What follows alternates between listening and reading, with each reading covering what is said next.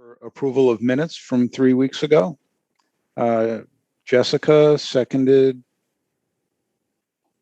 by Tom. Okay, minutes are approved. Then public comment. This is an item on all city agendas for general public comment for items that are not on the agenda.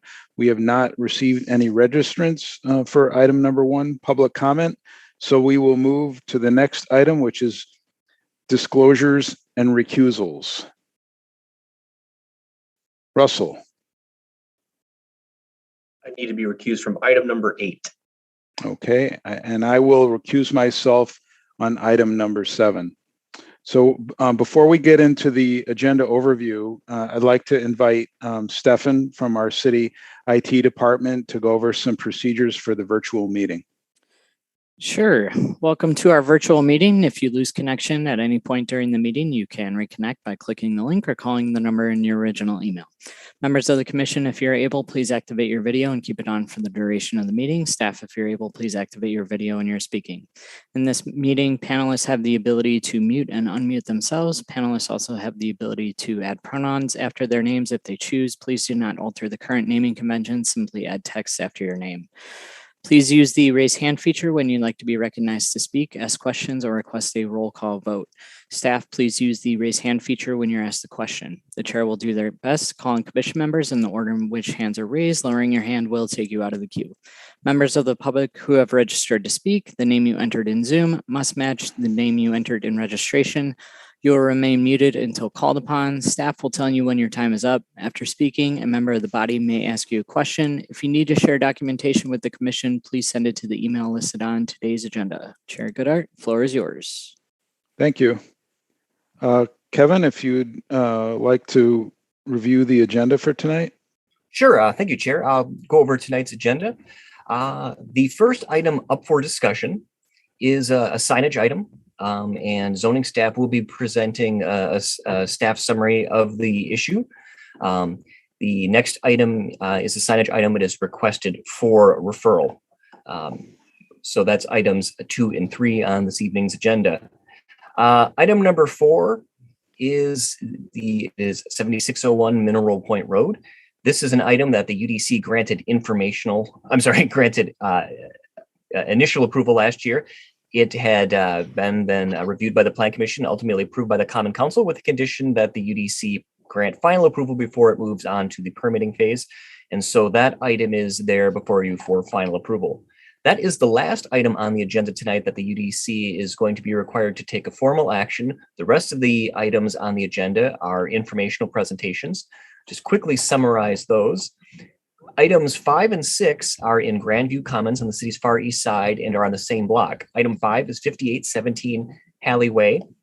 This is an item, as noted in the staff report, that the Urban Design Commission approved or reviewed, and the Common Council ultimately approved in a very similar form. Item number 6 is 5817 through 5830 Gemini Drive. This is a townhouse development, and this is before you. Both of these are informational, and because they're planned developments, are also considered pre-designed conferences. The next informational item is 702 North Midvale, and it's the next phase of improvements for Hilldale Mall. And the final item on tonight's agenda is 1128 and 1138 East Washington Avenue. This is a redevelopment for the Wisconsin Youth Symphony Orchestra site. So that is an overview of tonight's agenda. Great, thank you. Before we proceed to item number 2, can I get a motion to refer item number 3 to a future meeting? Lois, seconded. I'll second. By Tom. Thank you. Okay. That brings us back to item number 2. And as Kevin mentioned, the zoning administrator, Matt Tucker, would like to say a few words about the staff's position on this application.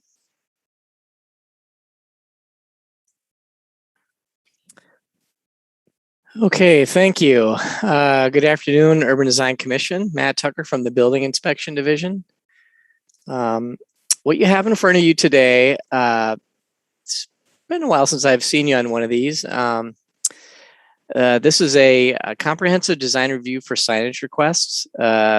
just a quick reminder, a comprehensive design review for signage is a voluntary program or a procedure by which one can apply to ask for special consideration for signage that may not be otherwise permissible within a certain group or on a certain property. There are some constraints. There are 7 standards of approval for these signs. And we have prepared a staff report that covers this. Just to give you a brief overview of the property. Kevin, thank you for that slide. You can see the subject site to the north and to the northwest are single family homes. To the west is a multifamily apartment building. To the southwest is another multifamily, I think. And this property happens to be on this sort of larger block that the subject property is actually zoned in a residential zoning district, TRU1, I think.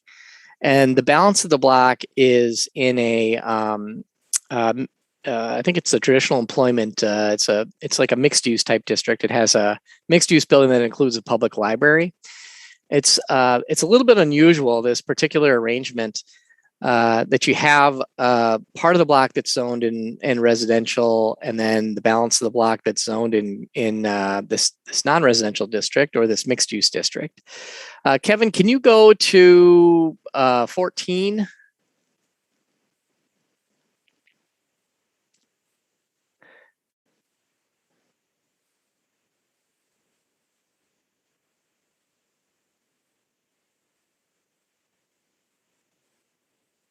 A couple more.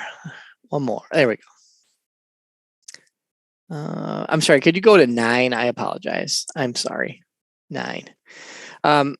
When Kevin gets us there. So this is a good kind of example of the lay of the land here. It's the site is accessed from Penny Street with a private basement drive access. That's to the north there. You'll see there's a little bit of a cut in. And then, but the basic entrance to visitors to the property, the say non-residents, or maybe some of the residents or whoever that's parking in the parking lot to the east, is going to be in through that, in that courtyard to the east, which is kind of the direction it's kind of shared towards the library. There will be some sort of a commercial building. There's a vacant lot just to the east of this. So what's if you read our staff report, we kind of recognize that there are some challenges with signing this building and signage at this site, because the building kind of turns its back to the streets. Kevin, I emailed you a floor plan. Is there a way you could share that? It was not part of the application. Kevin's not back on yet. It's me sharing, so Dang. I don't have that. All right. Can I share it?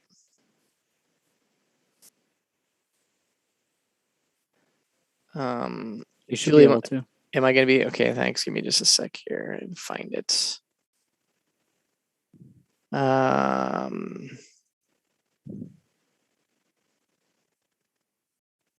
Okay.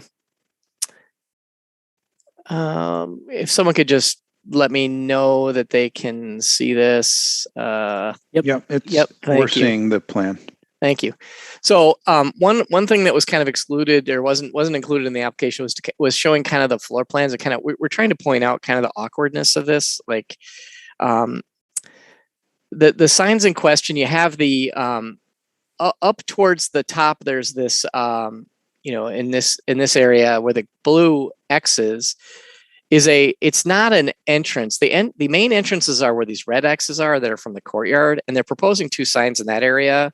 As you saw in the staff report, we're kind of sort of agnostic to that, except for the fact that there's a question about illumination, how that may affect those areas. This is a residential group 1 area from a zoning and signage allowance. These are the most sensitive areas, the areas that have the most restrictive signage, and thus the code presents the most caution.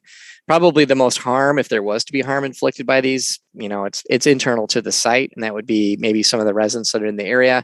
The courtyard might be lit anyways. Those are illuminated signs. You can see what we have to say about those.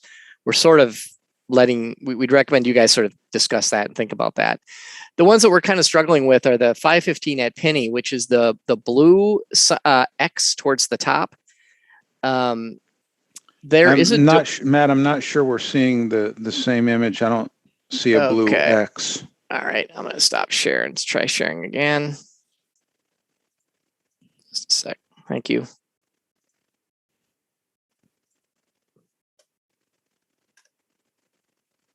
Okay. What can you see now? Do you see a blue X, red X's, and a red circle? No? No, we All just right. see B1, CLI2. Give me a sec. I'll get it. I got too many windows open. All right, we got it now. Yep, see it. Okay, so this is that floor plan I was talking about. Sorry about that. So this is those two courtyard signs are the red X's. There's a parking lot to the right, to the east here. And this is, to give some sort of shape to that. The blue X to the top is that 515 at Penny. And, the entrances actually are the red X's. That's where all the services are. That's where the offices are. You can see office, exercise. We're not even sure if that is an entrance or any kind of a public entrance. It seems very almost like private to the residents. We're not really sure. Well, our concern obviously is we don't really think this effectively well signs this project to have just that sign there that they're asking for. You can see later on in our report, we kind of recommend that these corners, this top left corner and the lower right corner on the site, if you went back to the site plan, those are kind of like the best identification sign places if you're trying to get people into this site that are visiting residents that aren't residents, because people that are residents are going to know where to go, but it's just kind of lost. And to the top left is where the proposed lit projecting sign is. That faces, as I mentioned, single family residential to the north and northwest, and a multifamily to the west. We also think that's kind of a lost sign if you're trying to get around this site. You're sort of past the entrance and circling around to get back in, to get into the courtyard, to get to the space. The expectation with comprehensive design review is you're really looking at this sort of taking the code aside, and you're getting an opportunity to really look and see how signage works on this site. And as you can see, as we tried to articulate in our staff report, we just don't really think we're there with this. We think that there's a better solution than what's being proposed.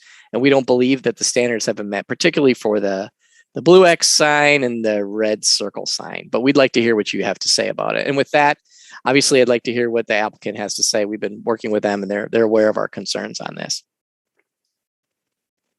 All right, thank you. Our applicants registered to speak are Allie Novitsky and Dan Yoder. Okay, if you could keep your comments to 3 minutes, I'd appreciate it. Okay. All right. Can you hear me, everybody? Yes. Okay. And I don't know why, but my camera's not on, but not working for some reason or another. Dan Yoder here with Sign Art Studio. So really where we went with this project is, as Matt described, and I agree, this is a unique site. And we're trying to show that here on this Google map that we're all looking at here.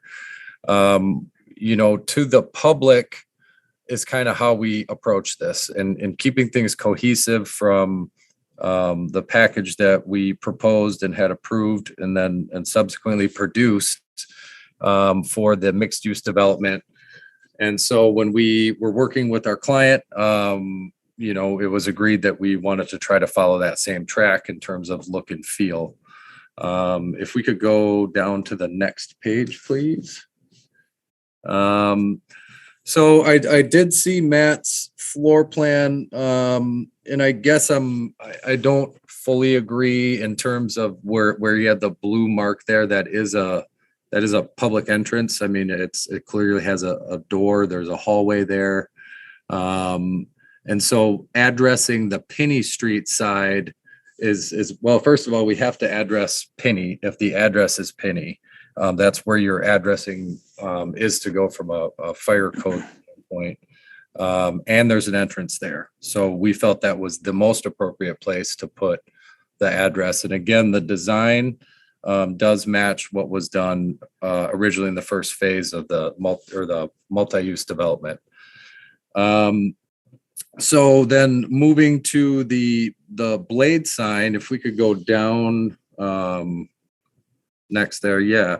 So the client wanted to allude to the first phase of this development, that mixed use portion that we saw. And so we came up with a design that isn't exactly a replica, but is, alludes to, uses the same typeset. And we are showing an illuminated option with face lighting, and then we also have a halo lighting option. And I think that there would be, our client would certainly be open to a non-illuminated option if urban design saw that the cohesiveness makes sense, but perhaps we don't want to disturb the neighborhood, the surrounding neighborhood. So we'll go down to the next slide, please. And so this is that Penny Street entrance. In terms of sizing, we think it's modest. Size and scale, you can see it above the entrance there. Does meet the fire code requirement. And again, keeping things cohesive is really what we wanted to do here. And this is a public entrance. I guess I can't speak on exactly on where the decision points will be made for visitors or pizza deliveries. But being that the address is Penny Street, we felt it important to put the address number on Penny Street. And so in this case too, we show two options, one being a 2-foot non-illuminated option. That's our alternate option. And then the preferred option is the 2'9" illuminated option. And that's the one that matches exact same size and scale and build type as the other phase of the development. Next slide, please. Now, speaking on these north and south, just so you guys are clear, the north and south was ways to identify the two different entrances. This was done on the first phase of the development as well. So that's why you're seeing that here. You'll see a north and then a south on the subsequent page. Again, we have our preferred option at 2'9" illuminated to match the first phase, and an alternate option at 2 foot and non-illuminated. And again, I'll just touch on, that 2 foot option is modest. And the 2'9" option 2, being that is in that courtyard, and matching the other development, we prefer the 2'9" option, but we have that 2 foot we can look at as well. Okay, so we're over 4 minutes now. Yep, I'm done. So thank you. Yep. Julie, I see there's one other registrant in support. Allie Novitsky. Wishing to speak, correct? Yes. Okay. Allie, you're welcome to join us and contribute your thoughts and opinions. Hi, this is Allie with Sign Art Studio, and I was going to speak with Dan, or if take it with him, but I think we are good, and he hit all the points we needed to hit. So we'd love to hear any questions or concerns from the members. Okay, thank you. Thank you. All right, questions or comments from the commission?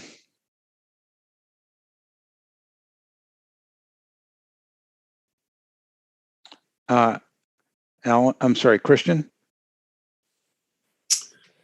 Yeah, just a few comments. As far as the courtyard signs, I don't really have a problem with those. The staff report mentioned, the illumination aspect of it, and we're sort of neutral on it.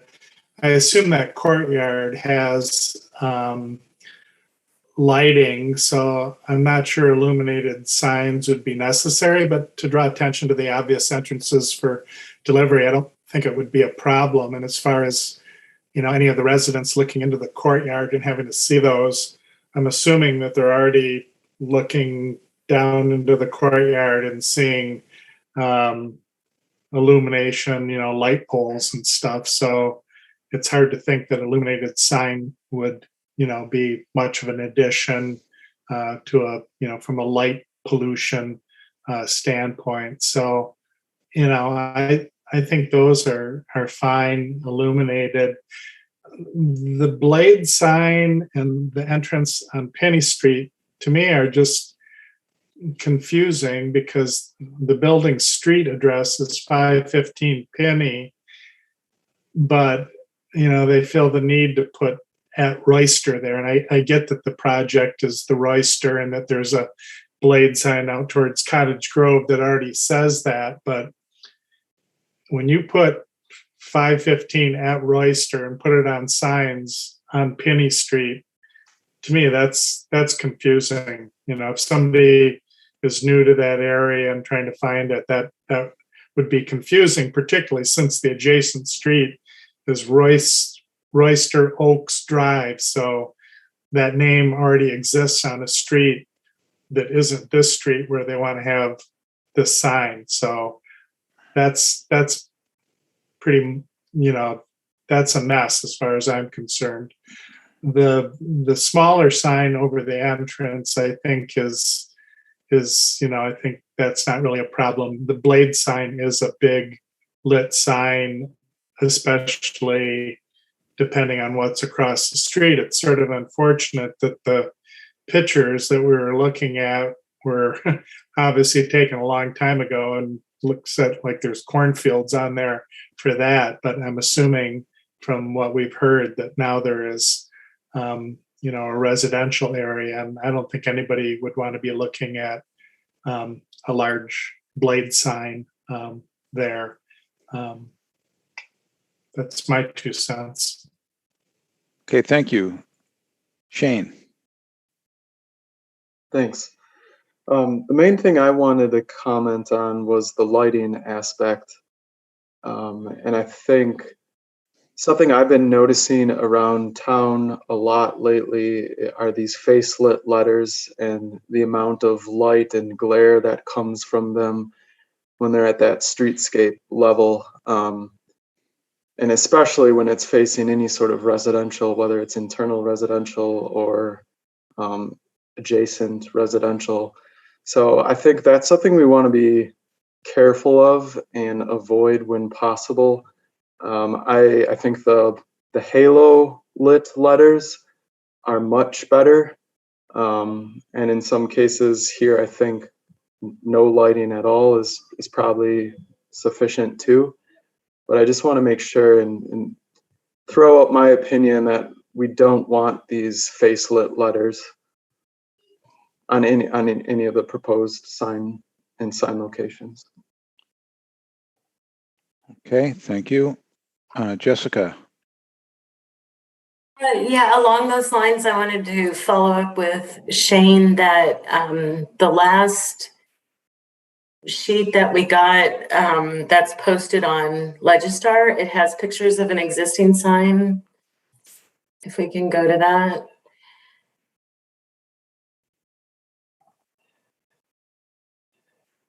So maybe you all have the Legistar one open, but yeah, the upper right where you can see just the tone of light from the lamp next to the door versus the sign. And if they are illuminated, I think there's a big difference in that tone of light and how it will feel if it is near your apartment window. And I would think that bright white is not desirable. Okay, thank you. Let's see, Craig. Thanks, Cliff. I agree with some of the other comments, especially Christian. When you look at the intersection of those two streets with Penny and Royster, and being a roundabout there, negotiating the roundabout and then having a sign in the corner, especially with there's no close proximity to an entrance, you're going quite a bit to the west or to the east for Penny. It seems like if there was going to be any building signage, it would be closer to the corner of the building entrance as well as the parking lot, especially if it's meant to be a sign for drive signage. and not pedestrian, which that seems like it's a car signage. So it wants to be closer to the drive entrance. If it's a pedestrian sign, that's probably of a different scale or location. And then the address sign that's shown on Penny, where it's shown, I think is okay, and it's kind of between that front entrance and the drive entrance as well, which that might just be sufficient, just the one ground sign, if that is illuminated as well. And then the interior, as Christian kind of said, I don't have much of an opinion. It's probably going to be lit very well for safety and security as is. So lighting that in addition, it may take away from it, honestly, just because of the amount of other lighting there for pedestrian safety. That's all I had. Thank you. Yeah, thank you. And I think that gets to the issue, if I understand Matt's comments, was the overall effectiveness of the signage plan. And if you're coming in off of Cottage Grove Road as a visitor, and you can be looking down this building toward the north, and you won't see a sign that identifies it until you, as you mentioned, Craig, turn onto Penny Street, and then it's kind of right above your head, and you may not see it. So I think it's as much about the design of the sign, or maybe not as much about the design of the sign as the sign placement. If I mischaracterize that, Matt, I'd invite you to add. No, okay, all right. We do have that. Lit signs are highly unusual in this residential situation. That's all. Mm-hmm. But you've talked about that, I think. Yes. Okay. Lois, and then Tom. Yeah, so I agree that the halo, if it's illuminated, that is much more preferable. I think that photograph illustrates that it's almost too bright and it all starts to bleed together and you can't read it as well anyway.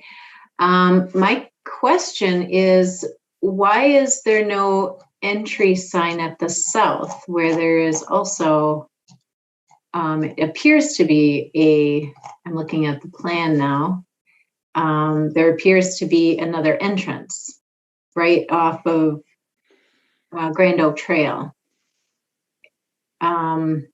Because it looks like there's parking down there too, and then there would be no way to know what the address of the building is if, for a delivery, if there is one there. We could let Dan or Allie field that question.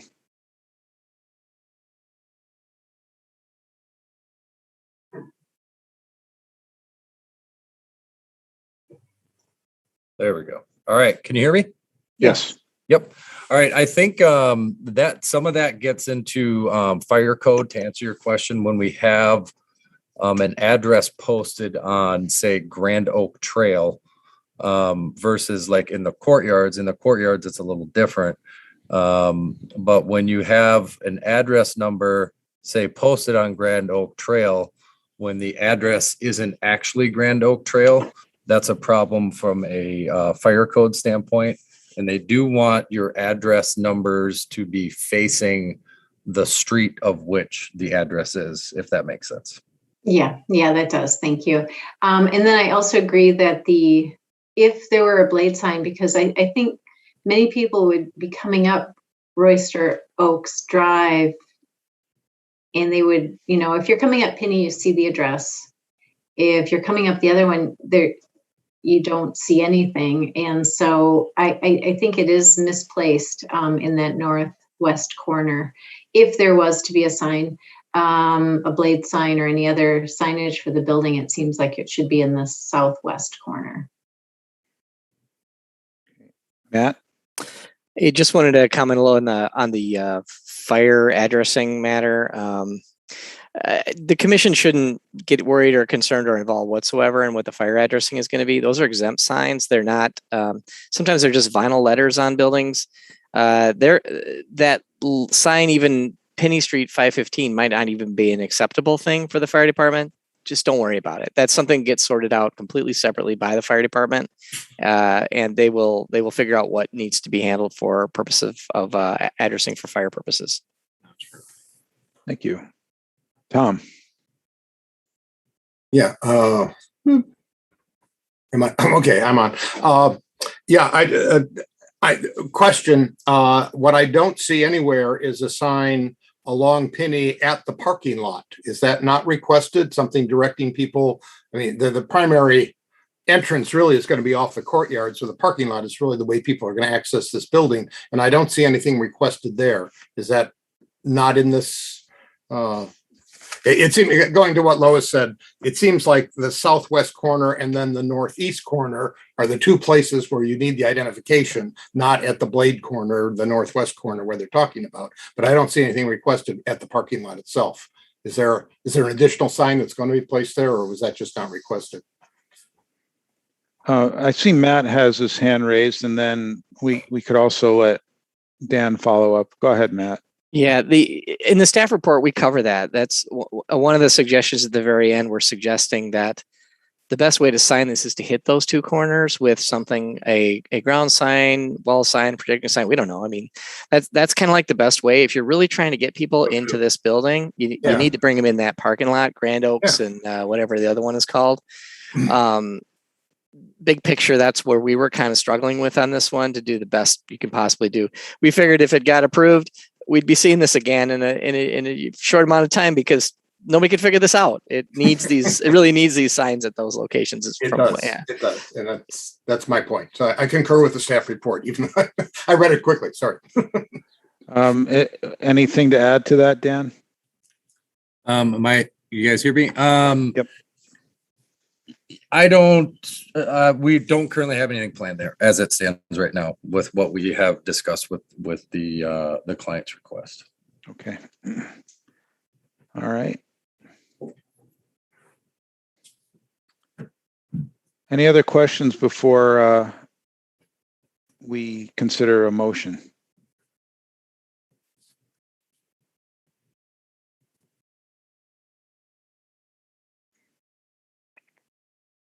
This is Allie with Steiner. Can you guys hear me? Just barely. Okay, this is Allie with Steiner, and I did just want to add something to the ground signs. We did discuss this briefly with Rudebush, and the main goal for the blade sign was they do want to be cohesive with the other sign on the development. And as Dan said earlier, just as the public would view this as a cross-connected lot. And so that was a main goal of Rudebush and why they put that sign, why it is the same design, very close. And the location was also picked because of the way people will come off of Google Maps. So that is a reason they put it there. I guess they said that they would come off of Royster Oaks Drive, that back way, and then also off Dempsey Road to Penny Street. So just wanted to add that note. Thank you. Thank you.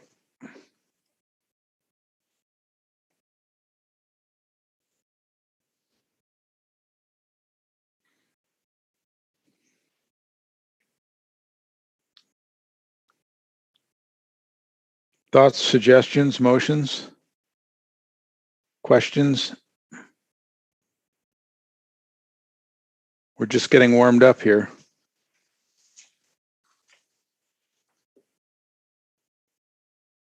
Craig. Thanks, Cliff.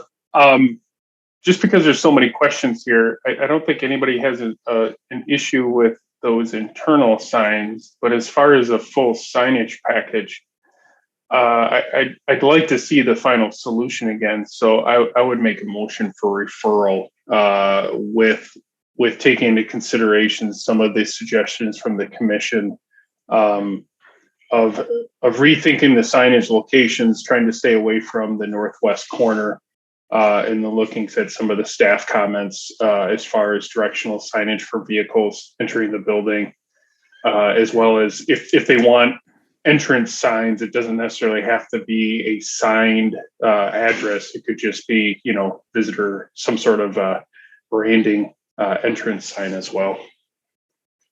Okay. Shane, is that a second? Yes. Okay. Seconded motion. Any further discussion on the motion? Jessica? Yeah, I'm just curious if we're going to make a recommendation about being illuminated or not. Because the staff report called it to my attention that they found non-illuminated, no question, like acceptable, but the illumination, I would propose maybe recommending non-illuminated in the courtyard. Okay. For sure, questionable on the blade.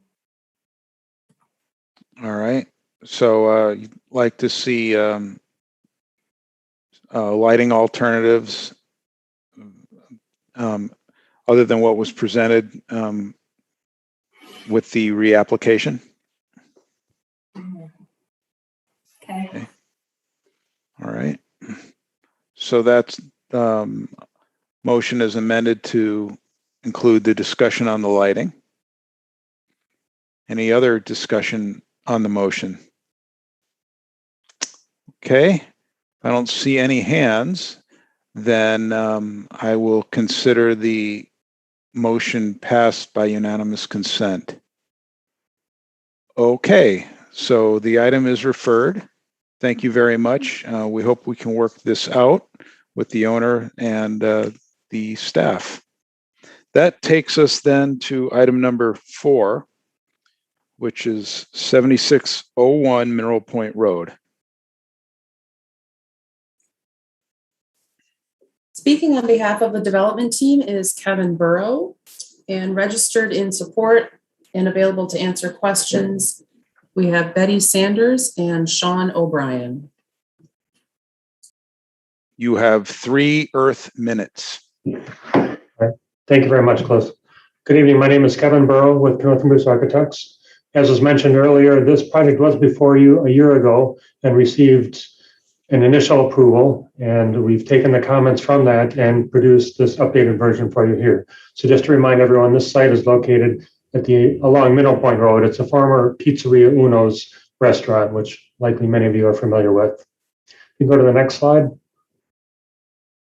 Our proposed development is a new multifamily housing building with 61 units in a 4-story structure. And we are relocating and repurposing the existing brick farmhouse to serve as a community space, central gathering space for this building, which is shown on the north side and has been relocated closer to Mineral Point Road, adjacent to the outdoor patio space. Vehicular access for the underground parking is located off on the south side, off of Ganser Way, and then we have a shared access off to the adjacent property to the west for the surface parking lot. Next slide, please. We have updated the landscaping plan, which was some of the comments from the previous version, which I can get into more detail on when we produce when we show you the renderings. So you go to the next slide. So here's one of the updated perspective views showing the front of the building. A lot of the major comments were in regards to the coordination of the design of the new building versus the existing farmhouse, the fenestration, the windows, the character of that. Then also a lot of key comments were in regards to the landscaping and foundation plantings, and mainly the plantings around this front pedestrian area for access up to this raised site. So with this in this view, you can see how the new building is in context with the existing farmhouse in the foreground. If you go to the next slide.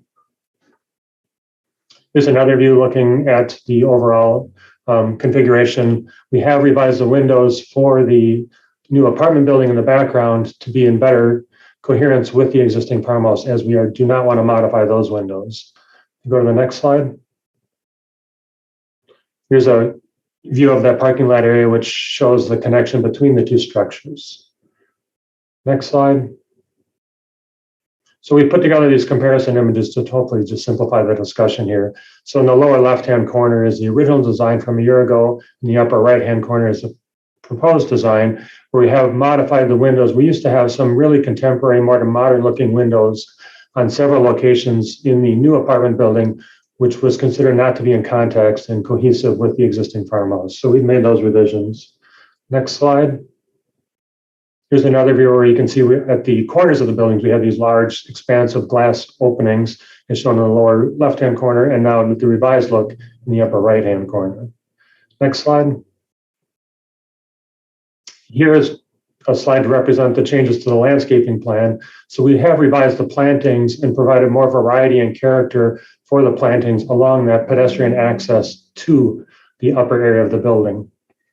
And next slide.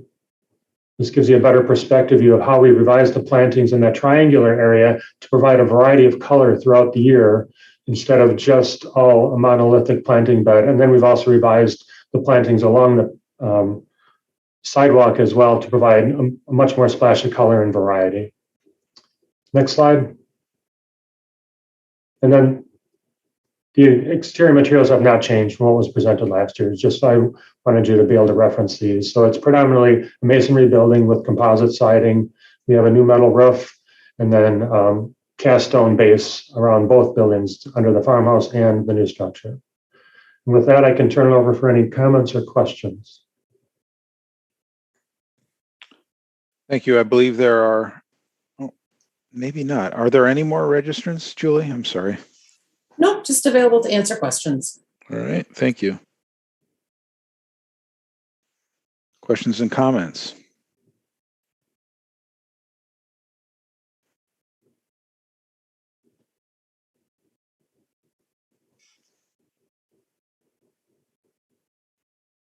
Craig, and then Shane. I read through the comments. I don't remember this one being presented before, but then again, my memory gets short sometimes. Kevin, I think this is really well done. The updates you did, and as well as just the overall development. I don't have any other feedback for you. Thank you, Craig. Shane. Sure. Yeah. Thanks. I don't have much either. I think it looks pretty good overall, and I like the changes you've made. As we've talked about before, kind of a funky proposal in some ways, but I think it's successful. The only thing I wanted to call attention to was in the landscape plan, you have both stone mulch and bark mulch in some areas, and I was just wondering why the stone mulch. Could it all just be bark mulch to better support the plantings? You are right. We do have the stone mulch called out in some of the more distant planting beds, but we have the wood mulch showing up against the building foundation. We could look at doing the wood mulch, but as far as long-term maintenance goes, unfortunately, it's a preference of our clients that the stone mulch is much easier to maintain throughout the life of the building. Well, consistent with our past position on the mulch, I would ask that you revise the stone mulch to bark mulch. It retains moisture for the plants, so it supports the health and longevity of the plants, which helps that become a lower maintenance item then as far as plant replacements. And then it also isn't something that can be grabbed and thrown, which is always a consideration in urban environments with those perfectly palm-sized stones. So I would ask that it be changed to all bark mulch. That's fine. We'd be willing to do that. Okay. Russell? You have a nice presentation. Thank you. I agree with the last two comments. I'm liking how you've preserved this farmhouse. I appreciate the details I'm seeing now with the extended canopies on the new building and the framing of those canopies, the angled brackets. They seem to speak to a time period maybe that is more aligned with the farmhouse. I don't remember if that's how you were doing it on the last presentation, but I noticed it this time. I have a question for you, Kevin. How are you thinking the stormwater will drain off of the farmhouse, and any thoughts about where downspouts might be located, or are there existing downspouts that you'll follow kind of a similar pattern, and you know where those are maybe? Well, there will be gutters and downspouts on the original building. We are picking it up and relocating it, so any existing elements for that will have to be replaced. But we will have a perimeter drain tile system around this building such that the downspouts can be tied into that and then collected through the stormwater management system. but they'd be external downspouts. Yeah, on the pitched roof areas, they have to be just on the farmhouse. The new building is all a flat roof structure, which will have internal drainage to it. Right. Right. Okay. And then I think I'd be kind of offer this idea to my colleagues here for comment maybe, but I did wonder, because I'm not the expert on this topic, but I did wonder if there could be a way to tie things further by applying some of those canopy framing members, adding some of those to the existing farmhouse. You can see a good one there just right above the farmhouse.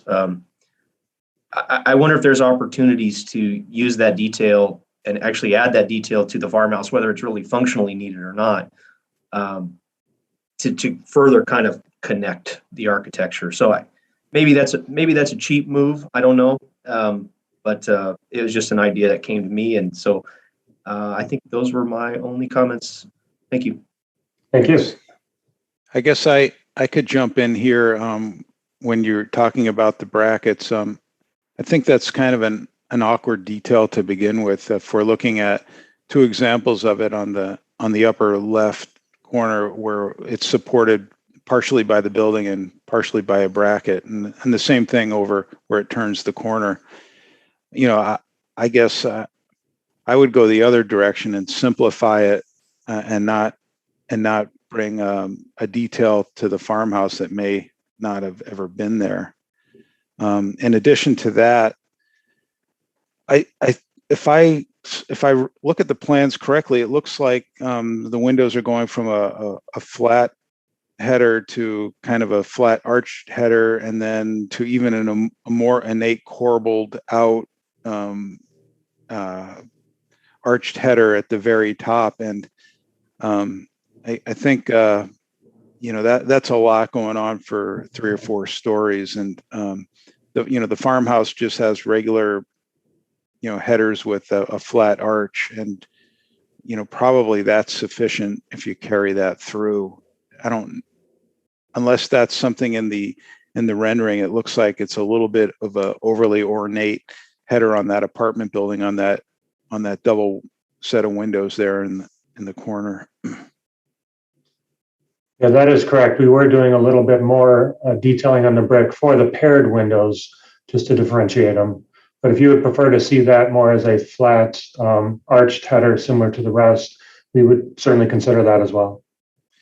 Yeah, I mean, if you look at the sort of toward the middle of the screen there, where you have the first and second floor have flat headers, and then kind of a shallow arch, and then the upper floor goes back to just regular, because it's not masonry, just a regular rectangular opening. It just seems like a lot going on there, where probably if you just detailed it with header courses on all the masonry instead of a running bond, I think that would probably be sufficient. And as I look at this, the other thing that kind of sticks out is that one element where the door is, where the people are in front of, and how that brick masonry goes all the way up, when it just seems like if it stopped where all the rest of the brick was stopping, that might be a little bit more consistent and not call so much attention to that strange little square window. Just a couple other things. It looks from the rendering like the guardrail at the accessible ramp and the rail from the street is not the same design or color as the guardrails at the clubhouse or the community house or whatever that is. So I would ask that all be consistent, if not in style, certainly in material and color. And then that's a good point. We would want those to be color coordinated. Okay, and then one last question for you, and this was a comment before about the older cream brick and the new brick and the segmental retaining wall. They all look very, very coordinated and uniform. Are you proposing to provide a stain on the existing brick to match as close as you can the new building, so that we truly do get a a consistent color? What we want to do is clean up the brick that's on the existing farmhouse and then evaluate it from there. We're hoping we're going to be able to get a consistent color, but if not, we would consider applying a stain to the brick. Because that's really what we're seeing and we're approving is it being tied together with the window material, the window color, and then the color of the masonry. So it's a little hard for me to make a call when I don't know what the brick really looks like in the context of the new building. So anyway, those are my comments. And I see Rafiq has his hand. I'll turn it over to you, Rafiq. Yeah, everybody was talking about how they like the design, so I didn't want to be that guy. But since you started, Cliff, I'm going to go ahead and agree with everything that you said. I struggled with the different ornamentation above some of the windows and not all of the windows. I struggled with the brackets on half and the architecture supporting it, half the overlap. I struggled with that white piece, that one white piece that came all the way up when nowhere else does it do that. So I think if those things can be addressed, it might be a little bit more successful. I think the treatment of the windows that match the barn, just keep it like that. Don't add any more to it because it's becoming just a bit foreign and just almost like just for what.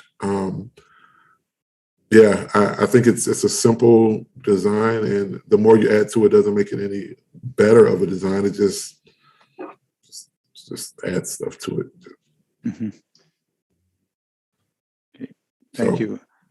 Yeah, I think it's an improvement though that the spandrel glass window that was there before is gone. So I do think that there are some things to commend as well. Yeah. Oh, I'm not saying that. But. Okay, Tom. Yeah, quick question. Looking at the perspective, it's very hard to read because it's so faint. I can make out the corbel on those ornate windows at the top that we just sort of eliminated. Is there a brick sill under the windows at all that would echo the rather heavy stone sills on the farmhouse? Is there any kind of sill underneath? I can't see it, but that's a hard perspective.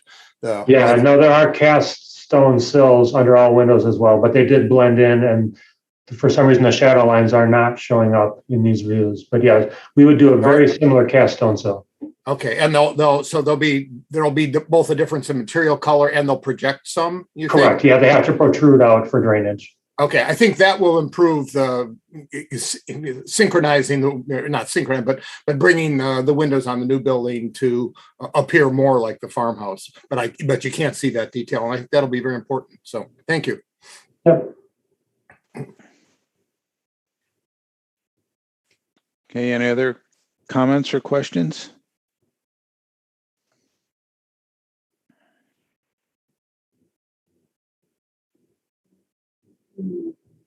A suggestion or a motion then?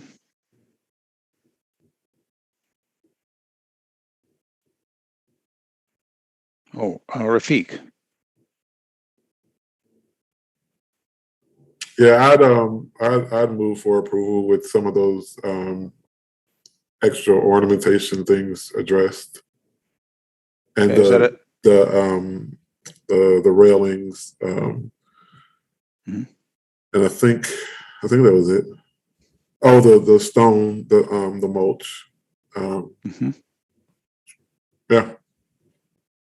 Okay. Is that a second, Lois? Okay. Any discussion on the motion? Kevin. Just a clarification, if the body could clarify, one of the comments that was raised was about the consistency of the brick color and possible staining. And just wonder if the motion could clarify any actions related to that would be part of the approval. Well, Rafiq, you own the motion. What would you think? Sure. That's a thumbs up for staining for consistency. I mean, we don't really like stain though, right? Well, you should have been here a couple of weeks ago. We approved staining a big 1970s residential building on Seago Road. I can go with the masses on this one. Lois looks like she wants to say something. She needs to raise her hand then. Let's see. All right, Lois, and then Shane.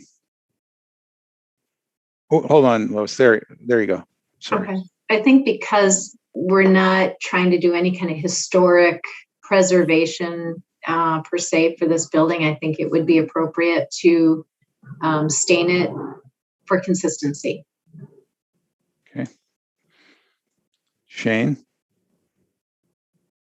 Yeah, I wanted to make note of two things. I guess one, the fact that we're disassembling this thing and moving it, I think will have an impact on the brick.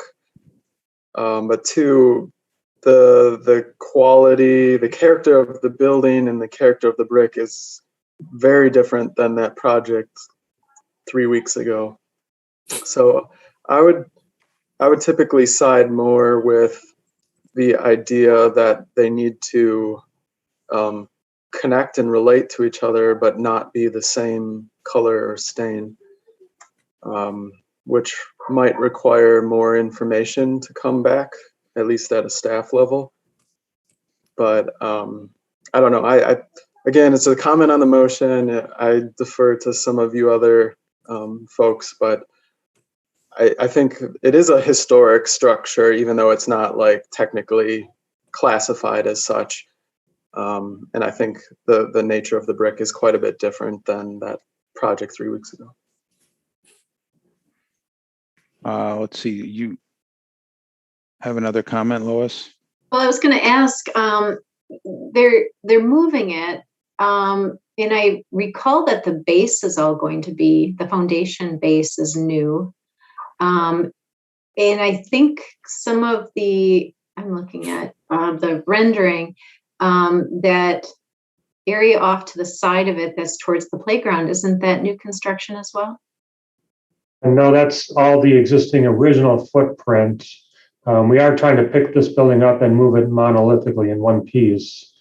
But you're correct, it is a brand new foundation. It's getting placed onto precast concrete, and then we'll have a new stone base as the face of it.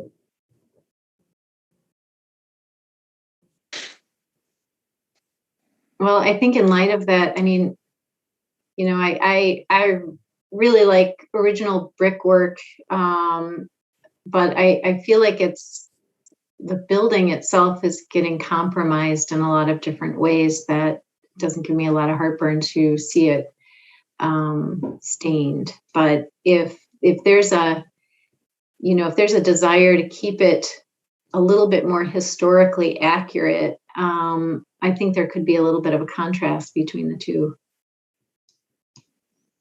I could go either way. That's what I'm trying to say.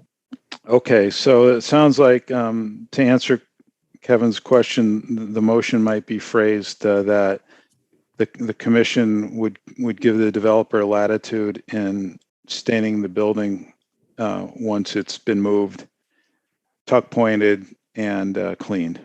If it doesn't present the image that we would expect, something unified and consistent. Does that answer the question, Kevin? Yes, if there are no objections, any members will assume that's part of the motion. All right. Any further discussion on the motion? Okay, so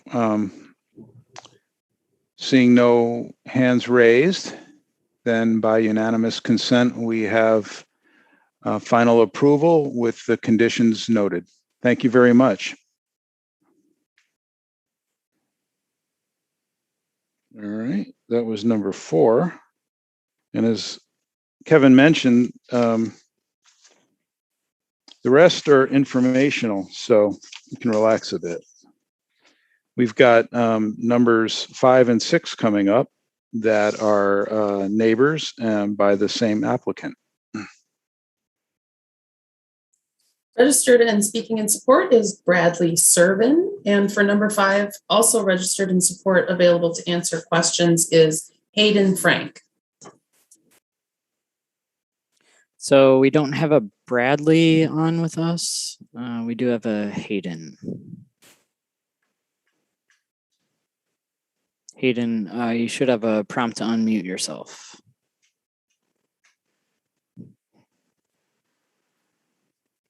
Looks like we do have architectural design consultants, I guess. I'm assuming that's, yeah, there we go. Yeah, that's Bradley Servin, Architectural Design Consultants. Somehow my email just pops up in that direction. That's what my computer name is.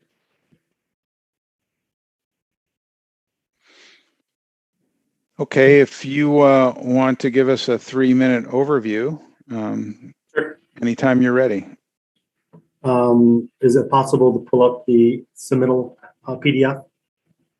If not, you can share my screen. I think we're looking at it. Is Capitol View Apartments, Oak Park Place. Okay, so the slide we're looking at there is just an orientation of the surrounding buildings in which the development is going to be placed. The last 2 photos are the one you saw there is a photo of the proposed site that is currently vacant. That is taken from the corner of North Star and Haley Way, looking towards the south west, if you will. And then the bottom photo is taken from Haley Way, looking towards the southeast. You can flip to the next slide, please. So the proposed development, as Kevin mentioned, was brought to urban design in 2016. I believe it went through and was approved in its nature at that point. The development has been revised since then. The original proposal was for an 83-unit apartment building. The current proposal, it is for a 99-unit apartment building. The site is accessed in 3 different locations, if you will. 2 drive entrances off of Gemini Drive, and then a 3rd drive entrance off of Haley Way. There is a 2nd entrance off of Haley Way to underground parking. Just there you go. You can flip to the next slide. Just 2-dimensional elevations showing the proposed materiality of the building. It's a mix of siding, brick, and stone, which is similar and complements the surrounding community. It is tiered in a 5-level structure, if you will, with underground parking and 4 different levels of apartments. Flip to the next slide. Just materiality, again, different kind of building mass perspectives. This is a perspective from Haley Way. You can see to the left side there's the overhead garage door that comes off of Haley Way. And then we're standing basically at the driveway, looking at the building towards the southeast. Again, materials, combination of horizontal siding, brick, and stone. Next slide. This is a perspective coming off of North Star and Gemini Drive on the southeast corner of the property. Again, showing the materiality, proposed entrance engaging the corner with a vestibule and a lobby entering into the ground floor of the apartments. Next slide.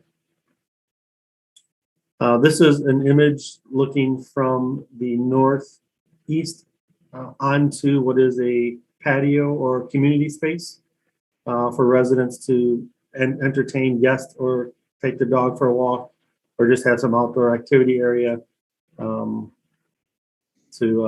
take advantage of. Next slide. The next slides are just the proposed floor plan. So as I mentioned, there's 5 levels. The first floor, the ground level, if you will, entering off of Haley Way is just for underground parking. Next slide. You can see where the center portion is stepped. We start adopting units above the parking garage on level 2, and then introduce the parking garage coming off of that shared drive access off of Gemini. Next slide. The third parking garage, the additional units, third parking garage again coming off of the shared access easement from Gemini. Next slide. This is where we pick up all apartments, which is technically the 4th level of the building. You can go to the next slide if you will. And then we start dropping off units on the far west side, maintaining units in the center core of the building, and then continuing to maintain units, which would be the 2nd level above North Star Drive. And then the next slide will be your final floor plan, and this is the 3rd level of units coming off of North Side, technically the 5th level of the building. You can go on to the next slide, please. 2-dimensional elevations just showing how the building is stepped and how the building is tapered from the west towards the east and kind of built into the side of the sloping topography. Elevation A is looking at the building from Haley Way. Elevation B is a representation of the shared drive access on the west side. Elevation C is a elevation coming off of Gemini Drive, and elevation D is again the west elevation looking at the far drive entrance into the underground parking. Is that close to being it? You're pushing 5 minutes. Yep, that's it. Sorry. Okay.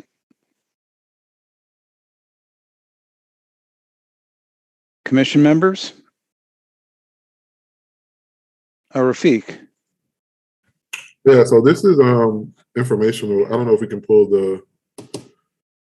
one of the renderings back up, but I would strongly, that one works right there. I would strongly suggest revisiting your material selection. I think it doesn't support the form at all. It's just not the right materials for this building. Yeah, I can't get past the materials, and I know this is probably still early in the design process. Hopefully, so there's still an opportunity for that. But I like the concept of a base, the middle, and then the crown. But I think that these materials in color and actual texture are not the right materials for this project. It doesn't enhance the architecture at all. So yeah, that's what I have at this point. Okay, thank you. I think it looks very stratified, particularly with 2 different kind of masonry. Probably not enough of a middle to justify such a big base and a big top. Let's see, Lois and then Jessica. Yeah, I was going to mention that it almost looks like the brick on the bump outs wants to go to the top of the bump out. And so, but is there like a penthouse, or is that a parapet height walls to conceal rooftop units or something? Is that why that level goes up higher? The top floor? Yes, the roof line was just stepped back at that location just to provide some relief in the building facade. But is it concealing anything on the roof? It is not. Yeah, just it seems like the bands are a little too, almost too equal in proportion.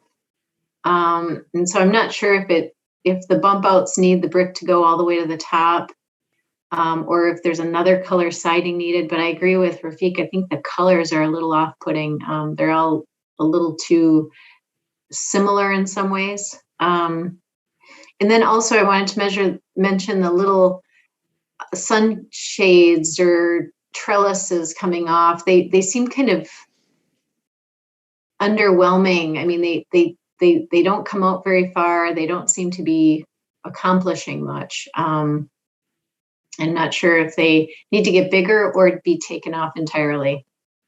There's something odd about them. That's all my comments. Thank you. Jessica and then Russell. Yeah, I've got a couple comments. One thing about the materials is that it might be helpful when with the brick, especially on this view, it looks like it's paper thin.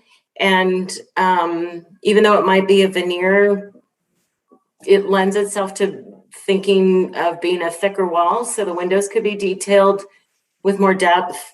The thickness of the brick could just show there as maybe it bumps out even more. That might add a little bit of texture to that wall, and also give due credit to brick being of a mass that the siding isn't. One thing I wanted to comment on was the long elevations on one of the sheets. So this is one of the shorter elevations. They're pretty long, and at the level where people would be walking, there's not a lot going on. There's some blank walls, and I understand that maybe that goes in keeping with what's actually behind those walls. But to walk along that wall for such a long distance, it's a little kind of a rough maybe elevation to walk against. So I would encourage you maybe to consider some kind of detailing or some kind of way to scale that to have a little bit of person. I would also always maybe question it being only one building, though I understand the efficiency of that. Those are some pretty long elevations. Okay, thank That's you. it. Thank you. Russell, and then back to Rafiq. Julie or Kevin, if we could go to page 15 of the plans, the view of the garden, kind of the courtyard garden. Yeah. This stuck out to me. Well, first of all, question to the applicant. Thanks for the presentation. Is it understood yet ventilation requirements and louver requirements to the garage areas? Is that have louvers been thought through? Not at this moment, no. The reason I ask is this seems like an opportunity on the right side of the image to add a pretty modest amount of berming or grading to make it an opportunity for kind of a garden patio for some of those units rather than that balcony that's just a few feet kind of above the grade in some of those areas, it looks like. That just seemed maybe a little awkward to me. And I wondered if that was an opportunity to just capture that. But I do recognize that is the parking garage on the inside. And so, understanding where you might have louvers. The other question I had was, Jessica touched on it, I guess. It is thought to be a single building, and wondering whether there are any fire barrier requirements because of the length. Is it intended to be fully sprinkled buildings? And it will be fully sprinkled. Correct. Okay. All right. I just wanted to make sure there weren't any barriers that might have such an aesthetic reflection on it. Yeah. Potential firewalls with an aesthetic attached to them. Right. Otherwise, the last one that I had was there's a rendering toward the end of the plans that shows a really dark glass. Well, really that garden patio one does too. But I don't think that's what you're intending, or maybe that's just a rendering. And I think the other rendering showed a lighter tint. Anyway, I think with the materials you've chosen, the lighter glass is more successful. I would, I guess, propose not to go with a really dark tint, and if maybe that's just a rendering thing. But those were my comments. Thank you. Thank you. Back to you, Rafiq. Yeah, so one thing I noticed when we talk about the materials, is something I think Lois pointed out, that they kind of look similar in area. I think let's call that coping above the top where the windows are, the bump outs. Yeah, if we created an imaginary datum all across this building at that line and everything above that line disappeared, it might be a little bit more successful. If you're not screening anything with that extra 6, 7, 8 foot wall or whatever that height is, I'd say get rid of it. I'm sure your budget can definitely use that relief, because that's this extra square footage and materials that you don't need. And it'll start to create that cap a little bit more successful. And then I think you can potentially bring the brick down. I don't know if you want to match it to the floor line. I don't know if it needs to go to the windows like that with such a thick cap on that brick as well.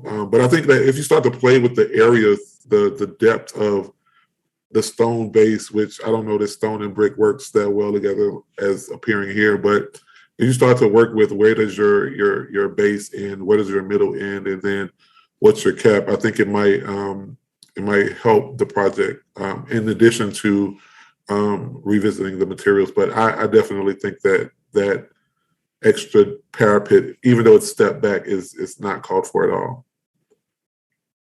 Okay. Thank you. And also you can see in this rendering where brick ends in the same plane as siding. And I think that's where Jessica was saying it really starts to look really paper thin. The brick really should, die into something, at a 90-degree angle to, give it the mass, the effect of mass that it deserves. Sure. Okay, Shane and then Craig. Thanks. My only comment was on that patio in the back that Russell was kind of referring to for a while. Yeah, this slide. My initial reaction was, obviously it's early, but really embrace that space. It could be a really nice amenity to the tenants. Think about maybe connecting, if the patio stays in that form, think about connecting that upper area to the walkway at the bottom, and maybe depending on the height of that, because it appears to be a fairly tall space, stepping into the grade, that maybe consider terracing it with some planting kind of midway through it, so it's not just one kind of tall masonry wall right up against the walkway at the bottom. So that's all. Thanks. Thank you. Thank you. Craig? Kind of building off of what Rafiq said, and I think that'll make a dramatic difference on that parapet, but then also with the articulation you have, I think there's an opportunity to help, especially between the different reads of each elevation, to start to strengthen that articulation by trying to get some of those elements to read vertically instead of that horizontal read, which was on that previous shorter elevation, and then trying to get some consistent rhythm around the different elevations, which is difficult because you have, different form as you move around it. But I think that would also help strengthen the design as it goes around, that you're getting consistent rhythm to the different sides. Otherwise, when I see the different elevations, every side has something a little bit different, which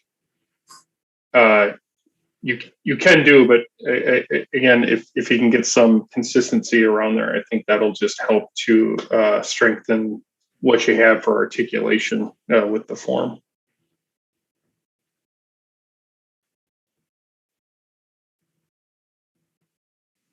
Thanks, Craig.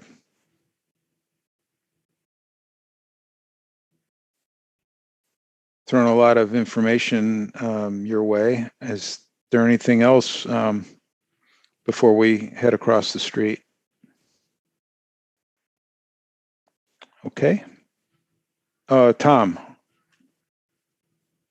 Thank you. Real quickly, just a question: how the underside of the hung balconies would be finished?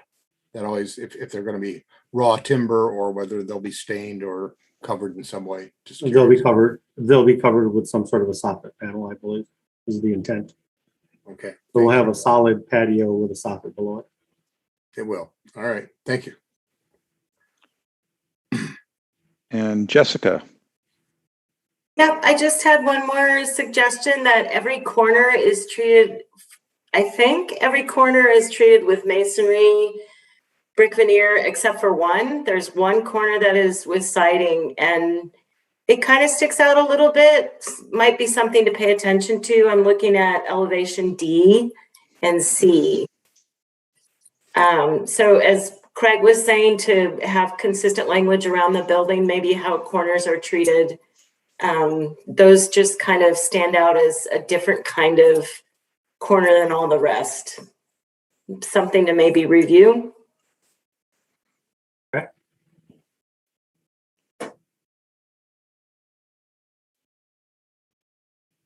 Anything else to share? Okay, thank you. That will then bring us over to Gemini Drive, little townhouses. So this parcel is directly south, it's on the southwest corner, if you will, of the property that we just reviewed.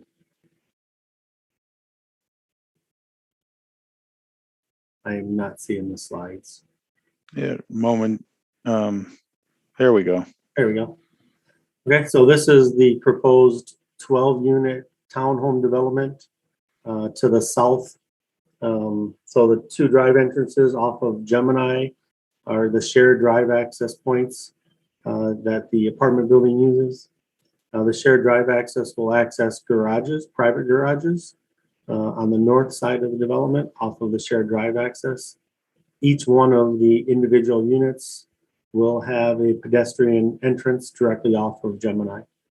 Next slide. This is just another site plan showing the location of our proposed site in relationship to the previous building. Next slide. Typical first floor unit.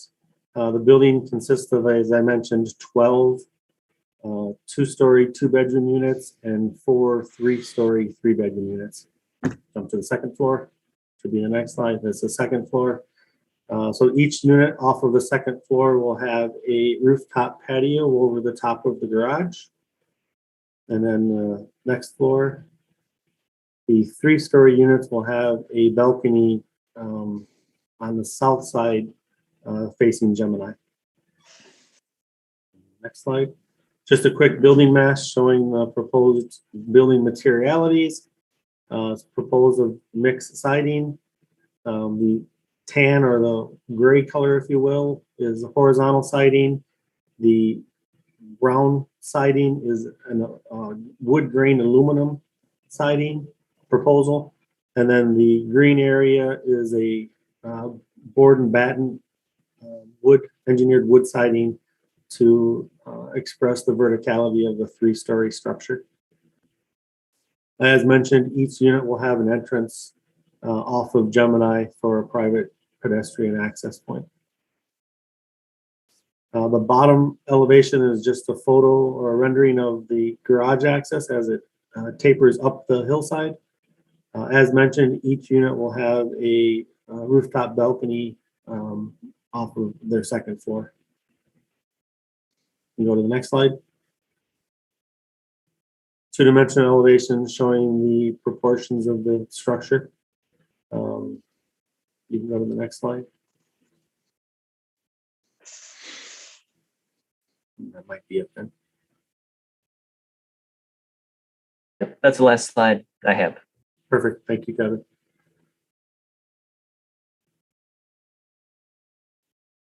Okay, that concludes the presentation then? Yes, that's it. Okay. Lois. So I appreciate some of the more simplistic geometries here. I think where I'm having the most heartburn with this one is the materials, particularly the stone. I'm not seeing any rhythm or pattern of why the stone exists where it does if at all. I mean, it doesn't seem to have a purpose. And I'm wondering if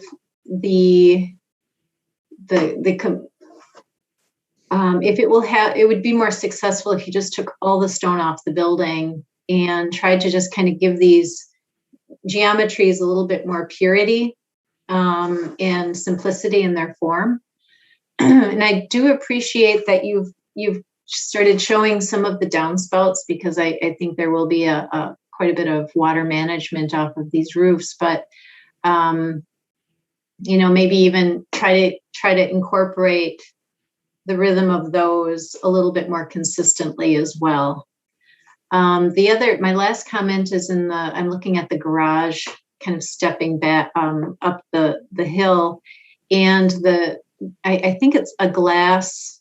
You're doing a glass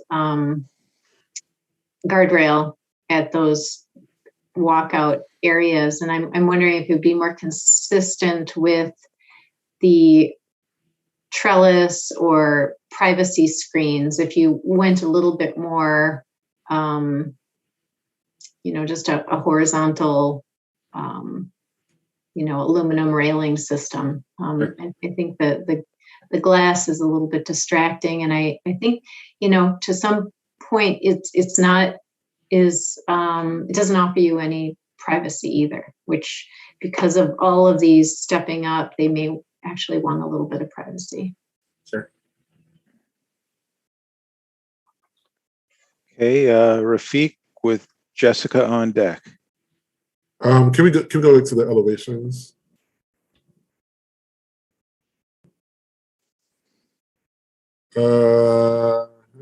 Okay, so I'm struggling with the towers.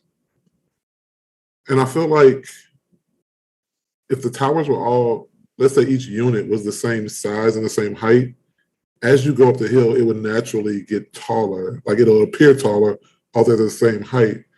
Are you making these taller as they go up the hill? No, they're all the same elevation wise. It's just a matter of how quick they step up the hill. It's not a consistent step from one unit to the next as we go up the hillside. So the vertical transition from unit, say specifically the third tower to the fourth tower on the middle elevation, the finished floor elevations, actually it's a greater difference between finished floor elevations between those two than it is between the second and third one. So that's why you don't have that consistent, if you will, inclined plane if you were to draw a consistent line from point to point. I don't know if there's a way to mask that or make it, I don't know, from the exterior, I don't know, they just seem like they're just odd, like those green things. I actually like the stone on the front side. I don't like it on the garage. I think it's random, but those pillars or dividers or whatever they are, I think it's unique. I don't think it goes with anything else, but I like that element. So I don't know if you would keep that and just change all the other materials, but I actually like that one element of it. But something about those towers, they just seem out of proportion or out of scale to the rest of the buildings. And I don't know if it requires a parapet or I don't know. Yeah, there are no parapets here. It's just a relationship of the finished floor from one unit to the next and the change in elevation as we move up the hillside.